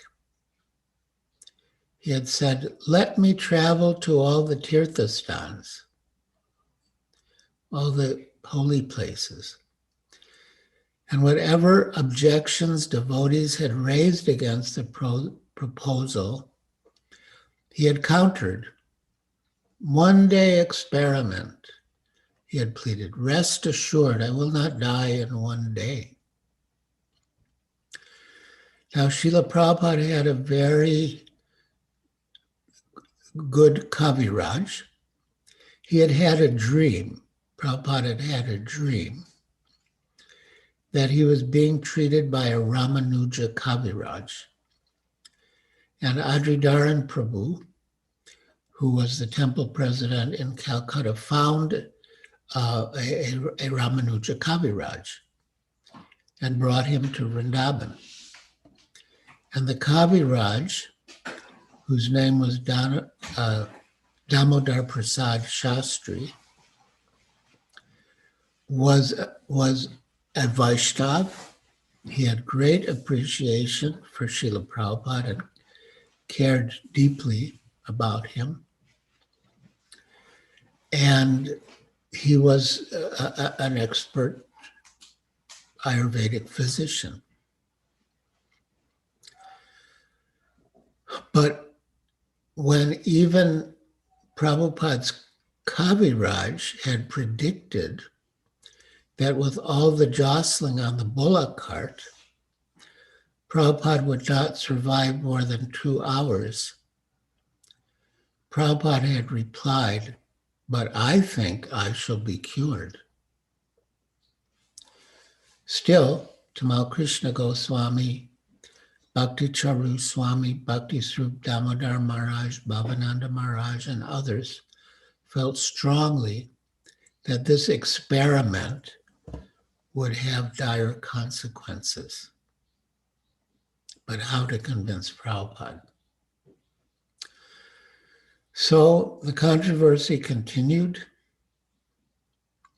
When Srila Prabhupada said, "I think I shall be cured," Hansaduta and others took it that he was supporting their position.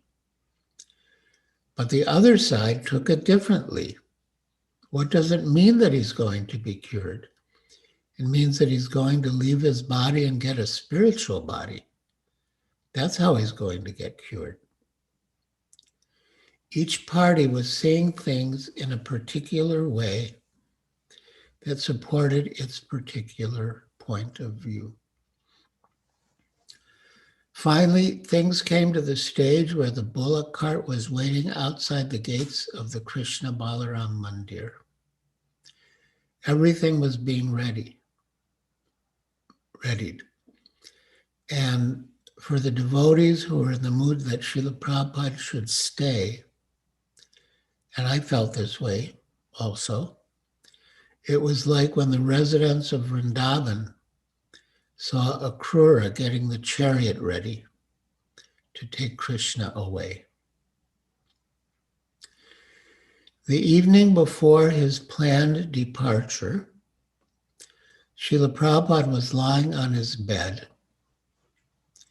Bhakti Charu Swami was in the room, and Srila Prabhupada's godbrother, Akinchana Krishnadas Babaji Maharaj, came to visit. Babaji Maharaj was a very advanced devotee. Srila Prabhupada had said that he was a Paramahamsa. He was always engaged in chanting the holy name, always absorbed in Harinam. And he was always blissful. And he and Prabhupada had an extraordinarily affectionate relationship. So Bhakti Charu Swami thought, let me appeal to Babaji Maharaj. If he asks Prabhupada not to go, then Prabhupada may listen. So he brought Babaji Maharaj into another room and spoke with him there. Having heard what had happened, Babaji Maharaj returned to Srila Prabhupada's bedside and told him, I don't think you should go on this parikrama. And when he heard this, Srila Prabhupada replied, if you feel that way, then I won't go. Just then, Tamal Krishna Goswami and Bhavananda Maharaj, who had been upstairs in what previously had been Prabhupada's bedroom, came back down in a very emotional state. Prabhupada knew what they were thinking, and he asked, so, you request me not to go? Tamal Krishna Goswami responded, Srila Prabhupada, we were getting so upset. 2 devotees told me that this road is so bad that if you go on this road, you're going to be jolted back and forth. The road is terrible. I just can't understand, Srila Prabhupada, why it has to be tomorrow that we have to go. If anybody wants you to travel, I do. But why do we have to go when you're in this condition? I can't understand it. All right, Srila Prabhupada said, I will not go. Thank you, Srila Prabhupada, said Bhavananda. I was in too much anxiety. And Prabhupada said, no, I cannot put you in anxiety. I shall do what you like. My left hand and my right hand, I cannot refuse. Actually, Srila Prabhupada, Tamal Krishna said, we're so attached to you that you practically drive us to madness sometimes. Tonight we were becoming mad. No, I shall not do that, Prabhupada assured them. All right, he said, agreeing that he would not go. Then Srila Prabhupada turned to Babaji Maharaj and said, just see how much they love me. And Tamal Krishna said, Srila Prabhupada, the way you deal with us simply deepens our attachment for you at every moment. And Prabhupada replied, it is my duty. So this last statement of Srila Prabhupada's, it is my duty to deepen our attachment to him, was played out in an extraordinary way in these last few days of Srila Prabhupada's manifest presence with us. So for the devotees in the room, it was a jubilant occasion that Prabhupada had agreed to wait. As Tamal Krishna had said, we will take you on a Tirtha Yatra to all the places. Just get a little stronger. But when the news reached the other group, they were upset. This is not our duty as disciples to try to prevail upon our spiritual master. Our duty is to execute his will. He said that he wants to go by bullock cart to Govardhan, and our duty is to arrange for what he wants.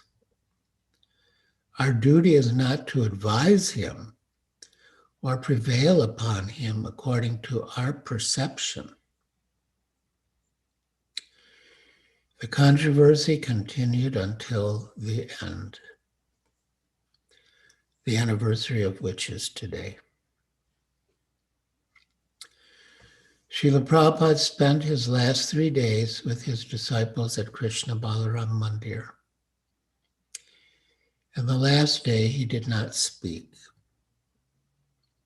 His only words were in the morning when the Kaviraj asked him to drink some juice, and he replied, Miri kuch icha nahi.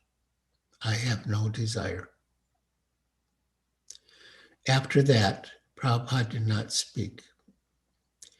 He was in a completely internal state of consciousness, and the devotees surrounded him with kirtan. For the last few hours in the afternoon, the leaders opened up the doors to everyone. Young, old, children, men, women, all were allowed to be in the room with Srila Prabhupada and to reciprocate love with him. Then, at about 7:26 p.m., his tongue and mouth moved. He uttered Hare Krishna, and he left. As for the controversy, it continued. The feelings still ran strong on both sides, even after Prabhupada left. And I couldn't determine who was right. There were devotees senior to me on both sides, devotees whom I respected and had served. Personally, I was closer to some of the ones engaged in Prabhupada's personal service, such as Tamal Krishna Goswami and Bhakti True Swami and Bhakti Srup Damodar Maharaj. But still, I wasn't sure who was right, and it was on my mind. It was my habit or practice to chant japa in Srila Prabhupada's rooms when he wasn't there. And after he departed, I did that. I was in his room chanting japa, and behind his bed was an area with his bookshelves. Somehow I found a little corner there and was chanting japa when my eyes fell upon the new volume of Srimad Bhagavatam that had just arrived, the 10th Canto, Volume 2. It had been delivered into Srila Prabhupada's hands in his last days. When the devotees had presented the book to Prabhupada, he was looking at the pictures, and everyone could see the love in his eyes. Tamal Krishna Goswami had remarked how much love for Krishna Prabhupada had, as was evident from the way Prabhupada was looking at the pictures of Krishna. So I saw that book. It had gold embossing, especially made for Srila Prabhupada. I opened it up, and it happened to open to chapter 9, Mother Yashoda binds Krishna. I read a few verses and purports, and then I came to a verse that, to me, answered the question. It's text 19, and I will read it. Evam sandarshita yanga harina brityavasyata swavasena pikrishnena yasyedam seshvaram vase. Translation. O Maharaj Parikshit, the entire universe, with its great exalted demigods like Lord Shiva, Lord Brahma, and Lord Indra, is under the control of the Supreme Personality of Godhead. Yet the Supreme Lord has one transcendental attribute. He comes under the control of his devotees. This was now exhibited by Krishna in this pastime. And the pastime was encapsulated in the previous verse. Swamatu svina gatraya visrasta kavarashraja dristra parishramam krishnam kripaya sut swabandane. Because of because of Mother Yasoda's hard labor, her whole body became covered with perspiration, and the flowers and comb were falling from her hair. When child Krishna saw his mother thus fatigued, he became merciful to her and agreed to be bound.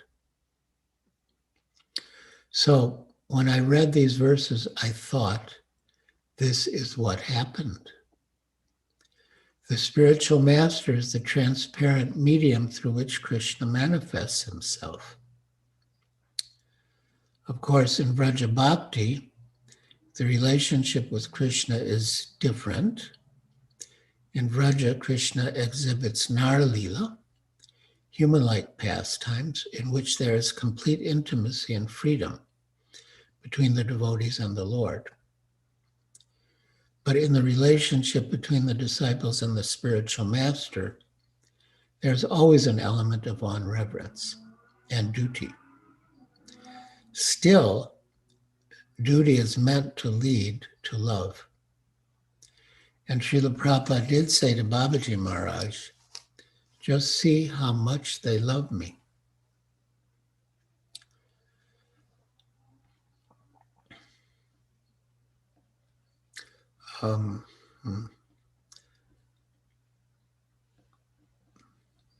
So,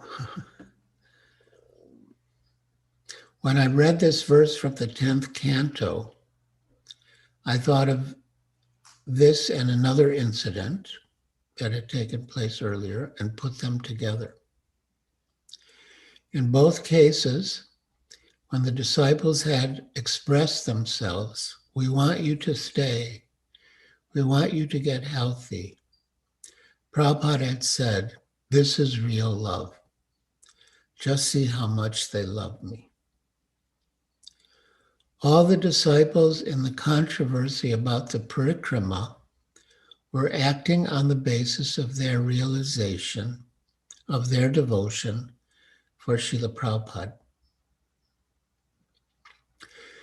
But I believe that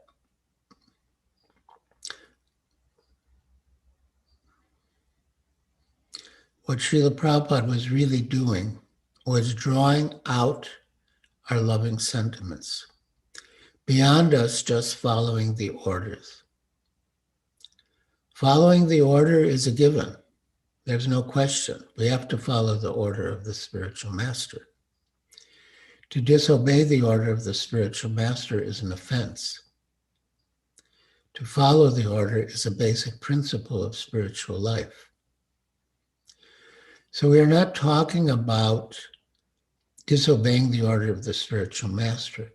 We're talking about developing loving feelings for the spiritual master and expressing them to him.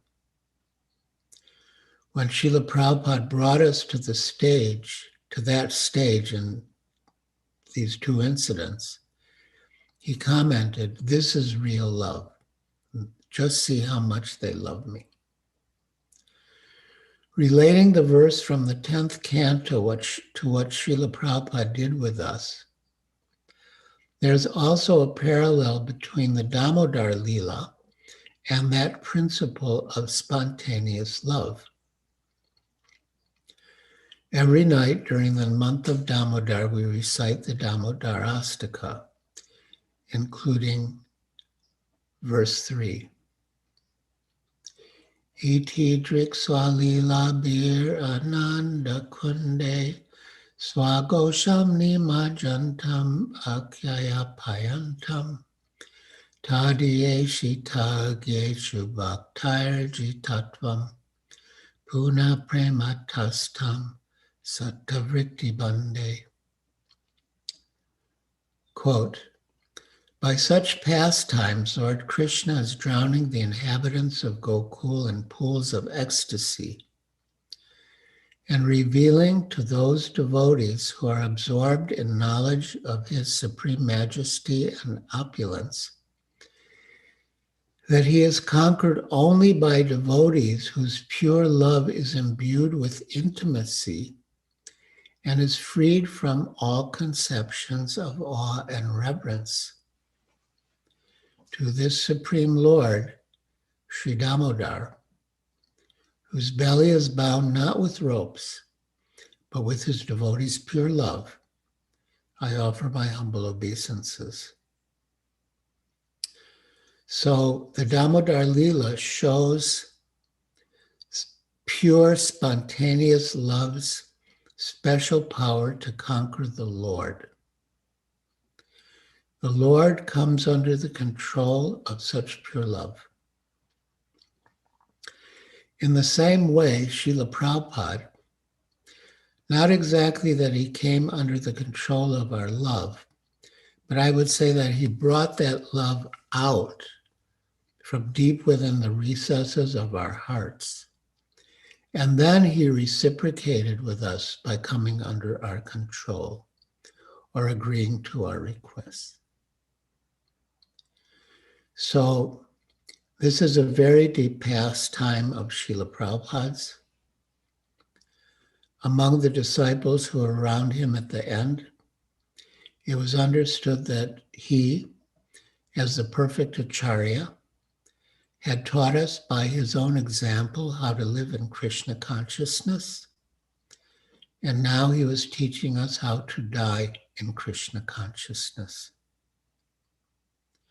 That was our general idea in those months and weeks, that he was showing us how to retire to a holy place and how to be absorbed in hearing the holy names of the Lord, and how up until the end, even in his delicate condition, he was trying to push forward the mission and was translating and dictating purports to Srimad Bhagavatam up until the very end.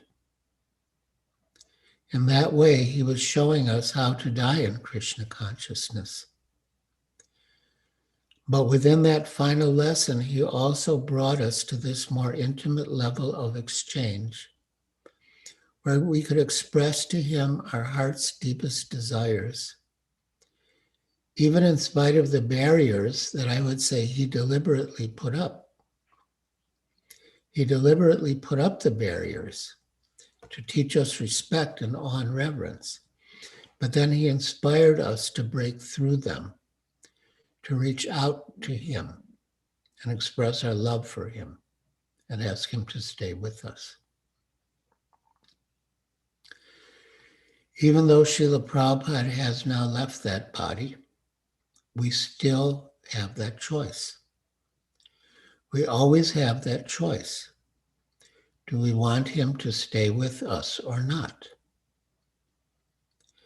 And I remember at that time, although we had been going along in the mood that whatever Krishna wanted was all right, when we understood what really should have been our hearts, that we wanted him to stay, we considered maybe we wanted to be the controllers.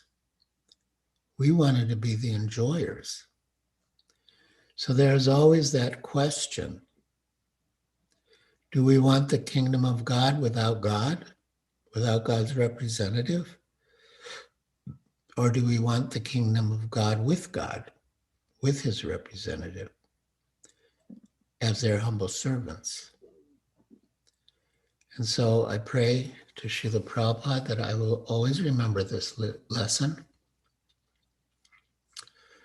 and always pray and act in such a way that he will be pleased to stay with each and every one of us individually and all of us collectively, and bind us to his lotus feet eternally.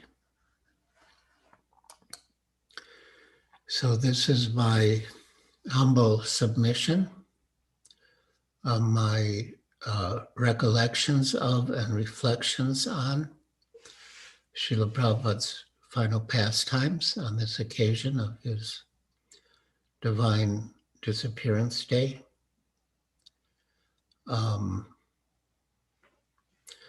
Maybe I'll add one more story, one more anecdote.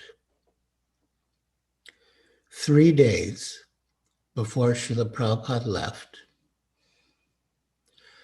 I was taking rest on the rooftop of the Gurukul building. And in the middle of the night, a devotee woke me up and said that Srila Prabhupada was calling for me. At that time, Srila Prabhupada's condition was such that, we thought any moment could be his last moment, and any words he spoke could be his last words. So I rushed down to Srila Prabhupada's room. It was dimly lit. He was lying on his bed. And I sat near his head so that I could hear what he was going to say. And he asked, "So, Giriraj, do you think this movement will go on after I leave?" I replied, "Yes, Srila Prabhupada, as long as the devotees are sincere and chant their rounds and follow the regulative principles, the movement will go on." And then Srila Prabhupada said, very softly and with great difficulty, organization, intelligence and organization. Then he said, is there anything else? Meaning, do I want to say anything else? And within my heart, I was screaming out, Srila Prabhupada, don't leave. Please stay. But I couldn't articulate it. So when Srila Prabhupada said, is there anything else? I said, no, Srila Prabhupada. And I offered my obeisances and left. But I considered the significance of what Srila Prabhupada had said, what I had said, and then what he had said. And I concluded that, yes, the devotees must be sincere and chant their rounds and follow the regulated principles. That's necessary for their own purification and spiritual advancement.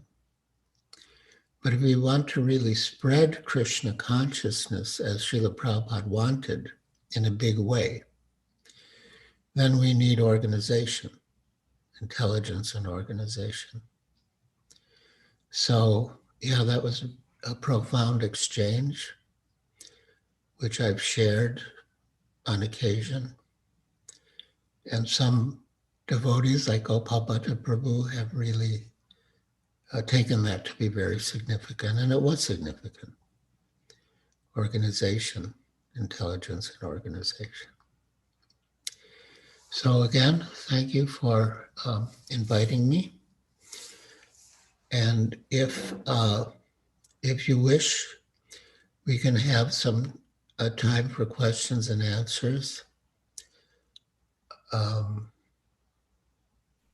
Yes, so I guess if any devotees want to say anything, they can raise their hands or maybe put something in the, oh, I see in the chats from Rukmini Devi. She has a question. So yes, Rukmini Devi, please speak. Unmute yourself and speak.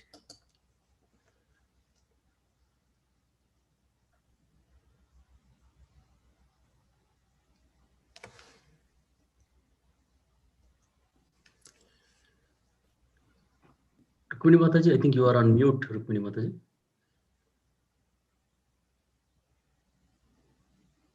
Okay.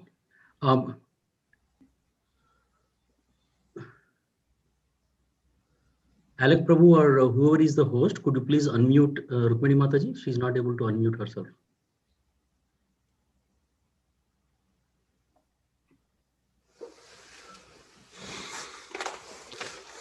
Yes, thank you, Maharaj.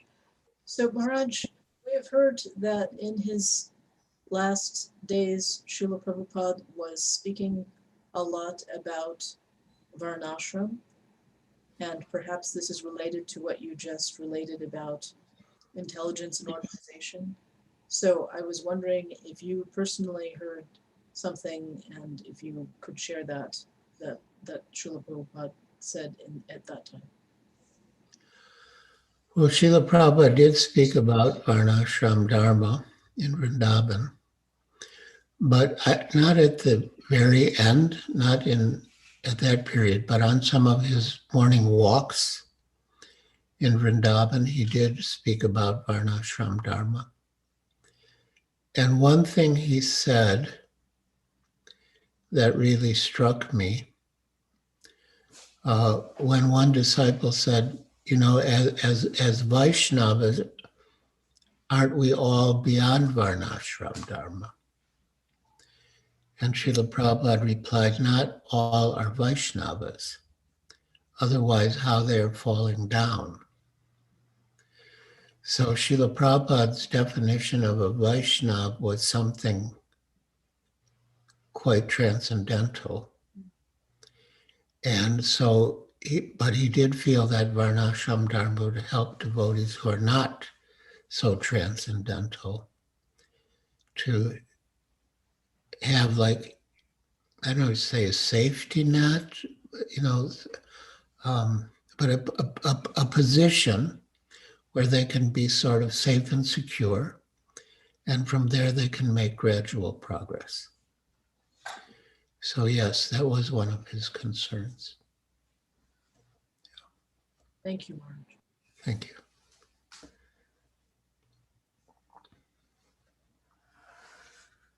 Hare Krishna Maharaj. Yeah.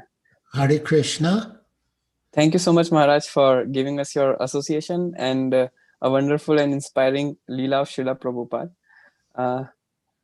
So Maharaj, just as we could reflect from today's lecture that after the departure of Srila Prabhupada, how you had a question of who was actually right, and just how you got the reciprocation of Srila Prabhupada through reading of Srimad Bhagavatam Canto 10, Chapter 2.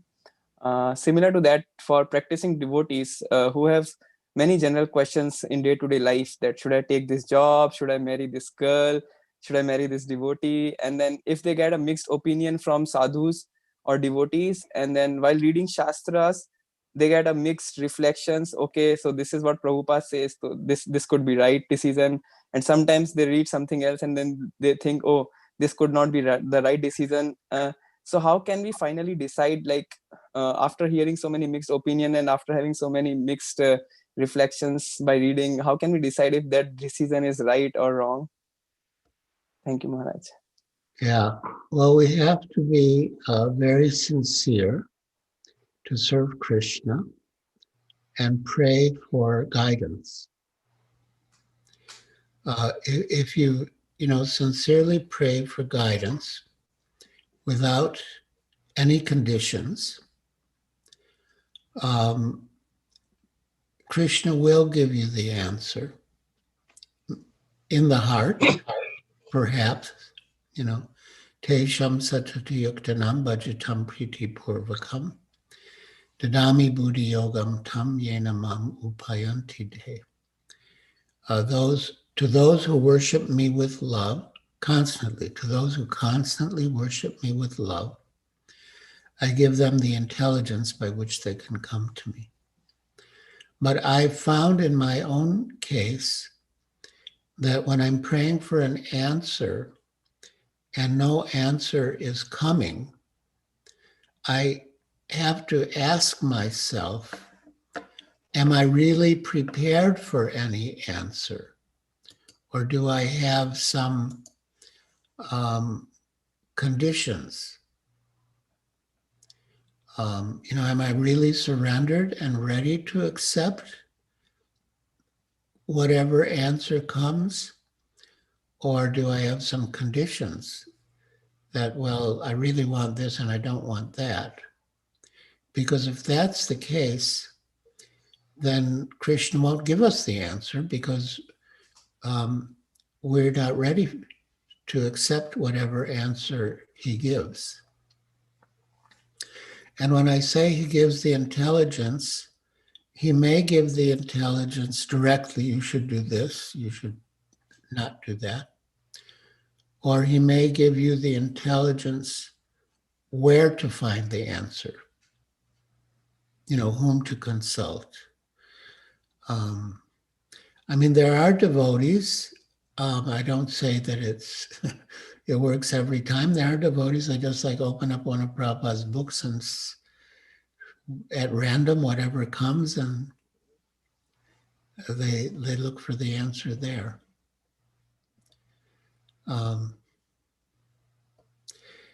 But as far as your questions about your job, no, don't take the job. And as far as getting married, no, don't get married. Just surrender to Krishna.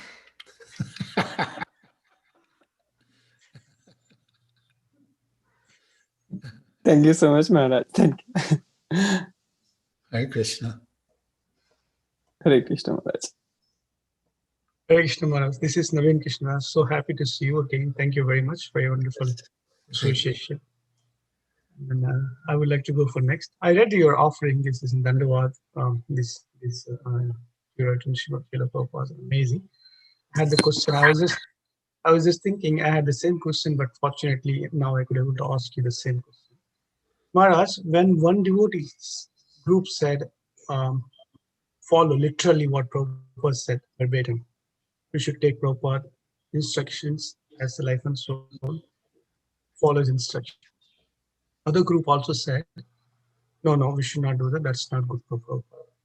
Of course, Prabhupada said that both have love for me. So even in that's a Guru's word, and also Guru's word, Prabhupada also wrote Srimad Bhagavatam his purpose. And sometimes devotee takes literally verbatim what Prabhupada said. But how do we know what to take literally and what to ask somebody else to understand? So otherwise, the both have two extremes. One side, maybe sometimes I have to take literally and follow.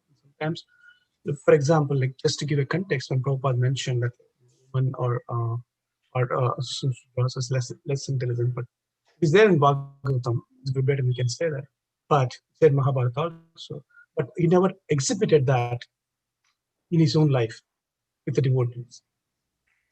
So it doesn't matches. So now what to take literally, what to take not literally, it's a little confusing. Right now, of course, Prabhupada disciples are still there, we can ask, but down the line, let's 2 generations, 3 generations, so what's going to happen? What is the living stick for us to as a reference point? Well, once Swarupa Maharaj asked Srila Prabhupada, now you are with us, so if we have any questions, we can ask you. But what about when you're not with us? And Srila Prabhupada replied, the holy name of Krishna and Krishna are the same. Do you realize this fact? And on other occasions also, when Srila Prabhupada was asked the same or a similar question, he gave the same answer. So that was the answer he gave. Offenseless chanting of the holy names. And, but still, you know, consulting is important. In Srila Prabhupada's last year, I had, you know, we were hoping to open the Juhu temple, but then, you know, Prabhupada was sick, so, you know, we couldn't really see opening the temple in Juhu when he was in Vrindavan. And at the same time, it wasn't really ready. So we decided to postpone the offering. But I had invited my parents to come from Chicago for the opening. And, but then I sent them another telegram telling them not to come. But I don't think they got that second telegram or whatever, that telegram. And so they came. And I, you know, I had to do something with them. And they, so yeah, I went back to Bombay. I received them and we spent a little time in Bombay, but, you know, they didn't like it that much. So then I thought, all right, well, or maybe they suggested we'll go to Nepal. So we went to Nepal and they were happy in Nepal. And then we came back to India. I dropped them off at the airport in Delhi, and then I came back to Srila Prabhupada in Vrindavan. So he asked for a report about our activities in Nepal. And, you know, I gave him quite an extensive report. And every now and then he would say, yes, do it. And like that. Then again, you know, he'd say, yes, do it. So afterwards, I asked Tamal Krishna Goswami when he was saying, you know, do it, was he saying that I should do it, or was he just saying in general we should do it? Because I understood that Prabhupada wanted me in Juhu. And Tamal Krishna Goswami said, no, when he was saying do it, he didn't mean you personally do it, but that we collectively do it. Amongst ourselves, we do it. And that made sense to me. So, if you're really taking it in a very strict literal sense, he said, he was speaking to me and he said, do it. But he didn't actually mean for me to do it. And that was clarified or confirmed, when I consulted Tamal Krishna Goswami. So, and then sometimes there might be like conflicting instructions. And then how do you know which is more important? Once Shruta Kirti Prabhu, who was Srila Prabhupada's personal servant for some time, he was saying that sometimes there's a difficulty to understand what to do because we don't know what is a principle and what is a detail. And so he asked Srila Prabhupada, how do we distinguish what is a principle that we can't alter and what is a detail that we can adjust? And Srila Prabhupada replied, that requires a little intelligence. Now, that's not so easy, that's not so easy. But again, Tesham Satadiyuktanam, Krishna gives the intelligence. But yeah, I think that, the main thing is just our sincerity of purpose and our surrender. And we'll get answers. One way or the other, we'll get answers. Yeah. Thank you. Hare Krishna. Hare Krishna Maharaj, this is Prem Sindhu Das. Hare Krishna, Prem Sindhu. Thank you for the very nice class. I was remembering some place you mentioned that you had asked Srila Prabhupada, what are the things that pleases you? And you said building the TOVP. Can you please share that and distributing books, something that Prabhupada? Yes, that's right. This was in relatively early in 1971 in Calcutta. Srila Prabhupada was at the balcony taking his massage, and I approached him and said, Srila Prabhupada, I've been thinking what pleases you the most. And then I said, distributing your books and building the big temple in Mayapur.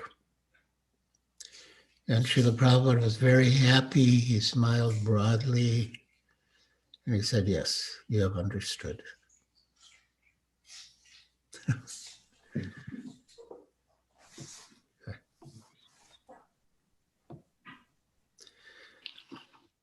Hare Krishna Maharaj, Dandavad. This is Chandrabhanu Das.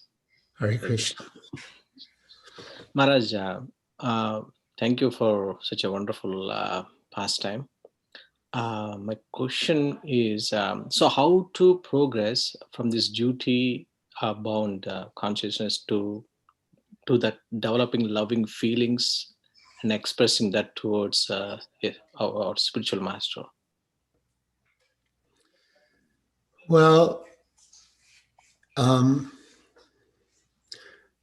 of course, when you follow the instructions and you get the good result of following the instructions, then naturally you feel grateful.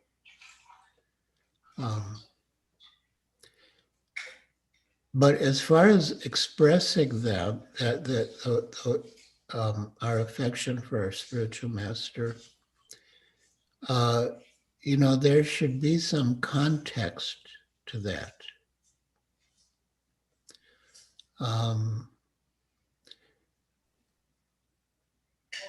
Yeah, we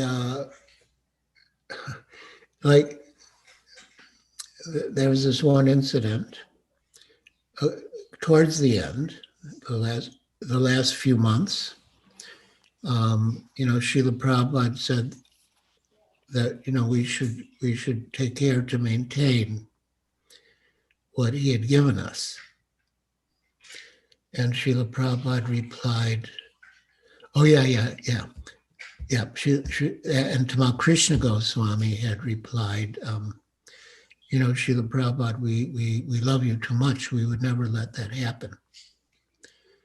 And then Srila Prabhupada said, "Your love for me will be shown by how you cooperate together after I leave to keep this institution together." So that's how he wanted us to show our love, not just saying, "I love you, I love you, I love you." And I mean, in that regard, Prabhupada was reserved. Once, Srila Prabhupada had a very pious friend in Bombay named Bogilal Patel, who was 3 years senior to Srila Prabhupada. And he was so pious, so soft-hearted, that when the first devotee met Seth Bogilal and told him about Srila Prabhupada's work, Bogilal Patel, he just wept. He had tears streaming down his face. So I became, quite close to Bogilal Patel. For some days, actually, Srila Prabhupada stayed at his home, which was more like a mansion or a palace. But later, Bogilal Patel came to meet Srila Prabhupada in Juhu, and I was close to Bogilal Patel, so I brought him up to Srila Prabhupada's quarters in the back, and I was sitting there with the two of them. They were both, Prabhupada was in front of me behind his table, and Bogilal Patel was also in front of me, to the right. Prabhupada was to the left. And it's sort of natural when two people are having a conversation, you look at the one who's speaking. So when Prabhupada was speaking, I was looking at him, and when Bogilal Patel was speaking, I was looking at him. But at one stage, while Bogilal Patel was speaking, I happened to look at Srila Prabhupada. And Srila Prabhupada was looking at me with such love and affection. I never saw anything like that. It really took me by surprise, and I was very encouraged to see that love, like an affectionate father or grandfather. I mean, by age, Prabhupada was more like a grandfather. But when Prabhupada saw me looking at him, he became very reserved. He withdrew that affectionate look, and he became very grave.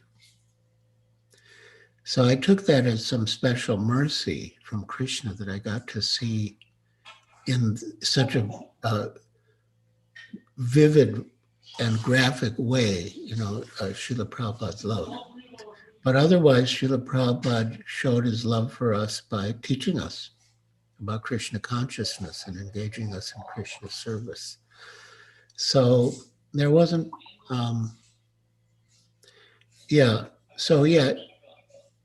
he didn't say, I love you, I love my disciples, but he showed it by his actions, and we didn't say to him, we love you, but we also tried to show it in our actions. That was generally how it worked. But at the end, that was a special case. That was a special case. Thank you very much. Yeah. I would say that that at the end, obviously that is the time, not just with our spiritual master, but with anyone, the time we can express our love, and appreciation, and gratitude.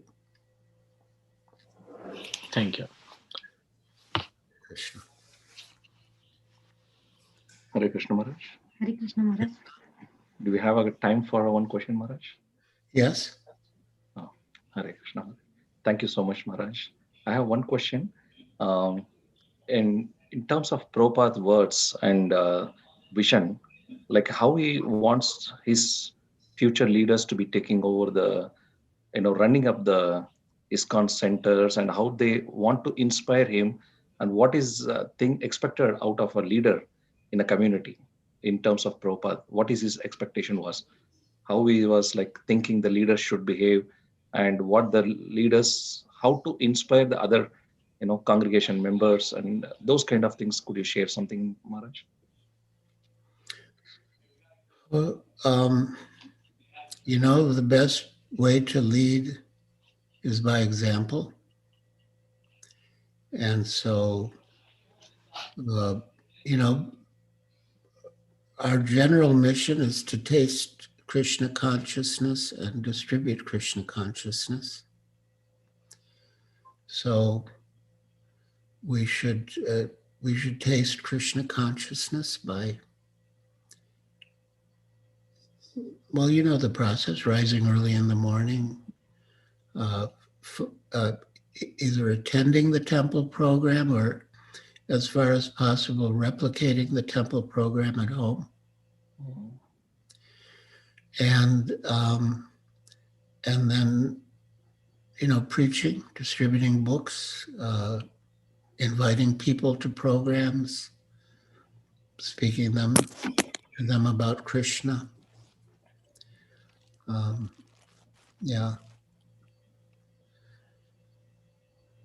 And cooperating. That's like, your love for me will be shown by how you cooperate together. That's really important. Because in the material world, we can find individuals who excel in certain areas, but they don't know how to work cooperatively with others because of their false egos. So if we can show the example of working cooperatively and lovingly with each other, that will inspire people to want to be like us, to become one of us. Yeah.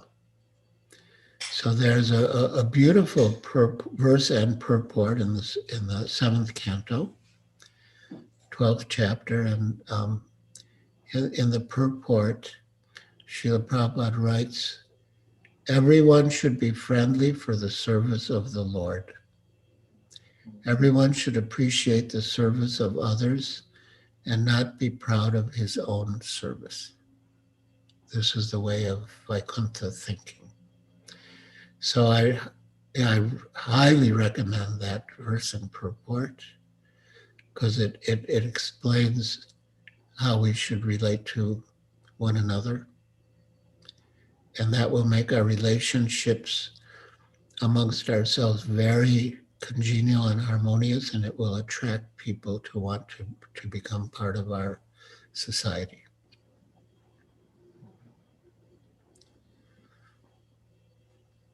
Thank you very much, Maharaj. Thank you so much.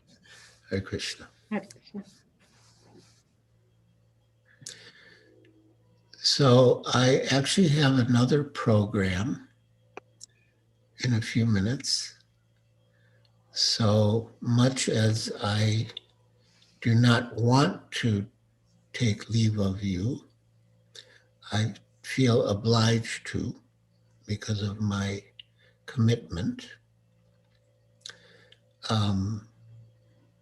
You have bound me with the ropes of your love, but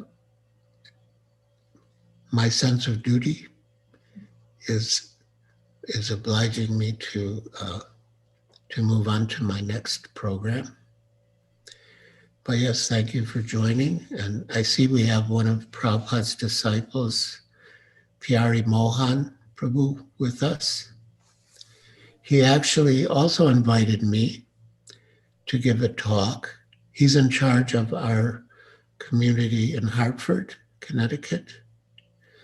And he also invited me to give a talk at this exact same time. And I said, I'm sorry, I already have another commitment. So he asked if he could join. I said, yes, you can join. And I sent him the details. So yeah, we're honored to have another disciple of Srila Prabhupada's with us. Okay, thank you very much. If we're ending now, I would like to conclude with Vaishnava Pranams. Let us offer our respectful obeisances unto all the Vaishnava devotees of the Lord, who are just like desired trees, who can fulfill the desires of everyone, and are full of compassion for the fallen conditioned souls. Vanchakalpa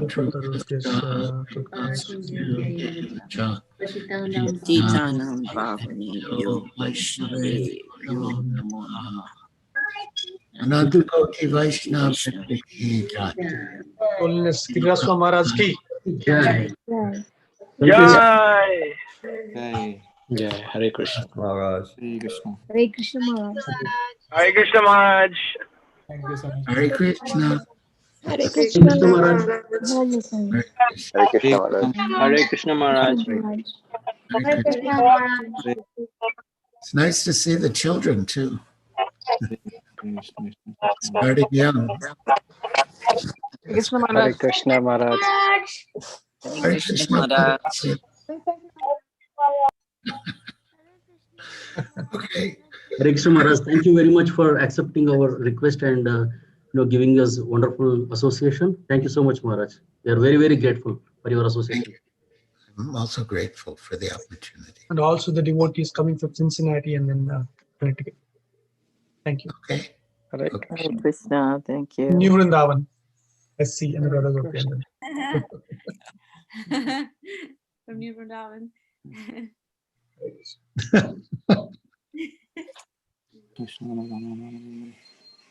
Okay, I'll take your leave. Hare Thank Krishna. you. Hare Krishna. Jai. Thank you. Hare Krishna devotees, thank you all so much for joining. Devotees joining from Cincinnati, Connecticut, and other parts of the world. We are very grateful for your association today. Thank you so much. And we have a couple of quick announcements. We would like to thank Nitai Chand Prabhu for cooking the feast today. We served about 130 plates of prasadam today. So it was really, really opulent prasadam served. And many devotees helped in the kitchen and also for serving out. So without their help, it would have been extremely difficult, to do all these services. So thank you all so much again for helping us in the kitchen, helping us packing the prasadam. So thank you once again for joining us. Hare Krishna. So wish you all have a blissful Kartik. We have another 10 days of Kartik left. So all of you have blissful. Hare Krishna. Hare Krishna. Jai. Jai. So we can end the call now. Yes.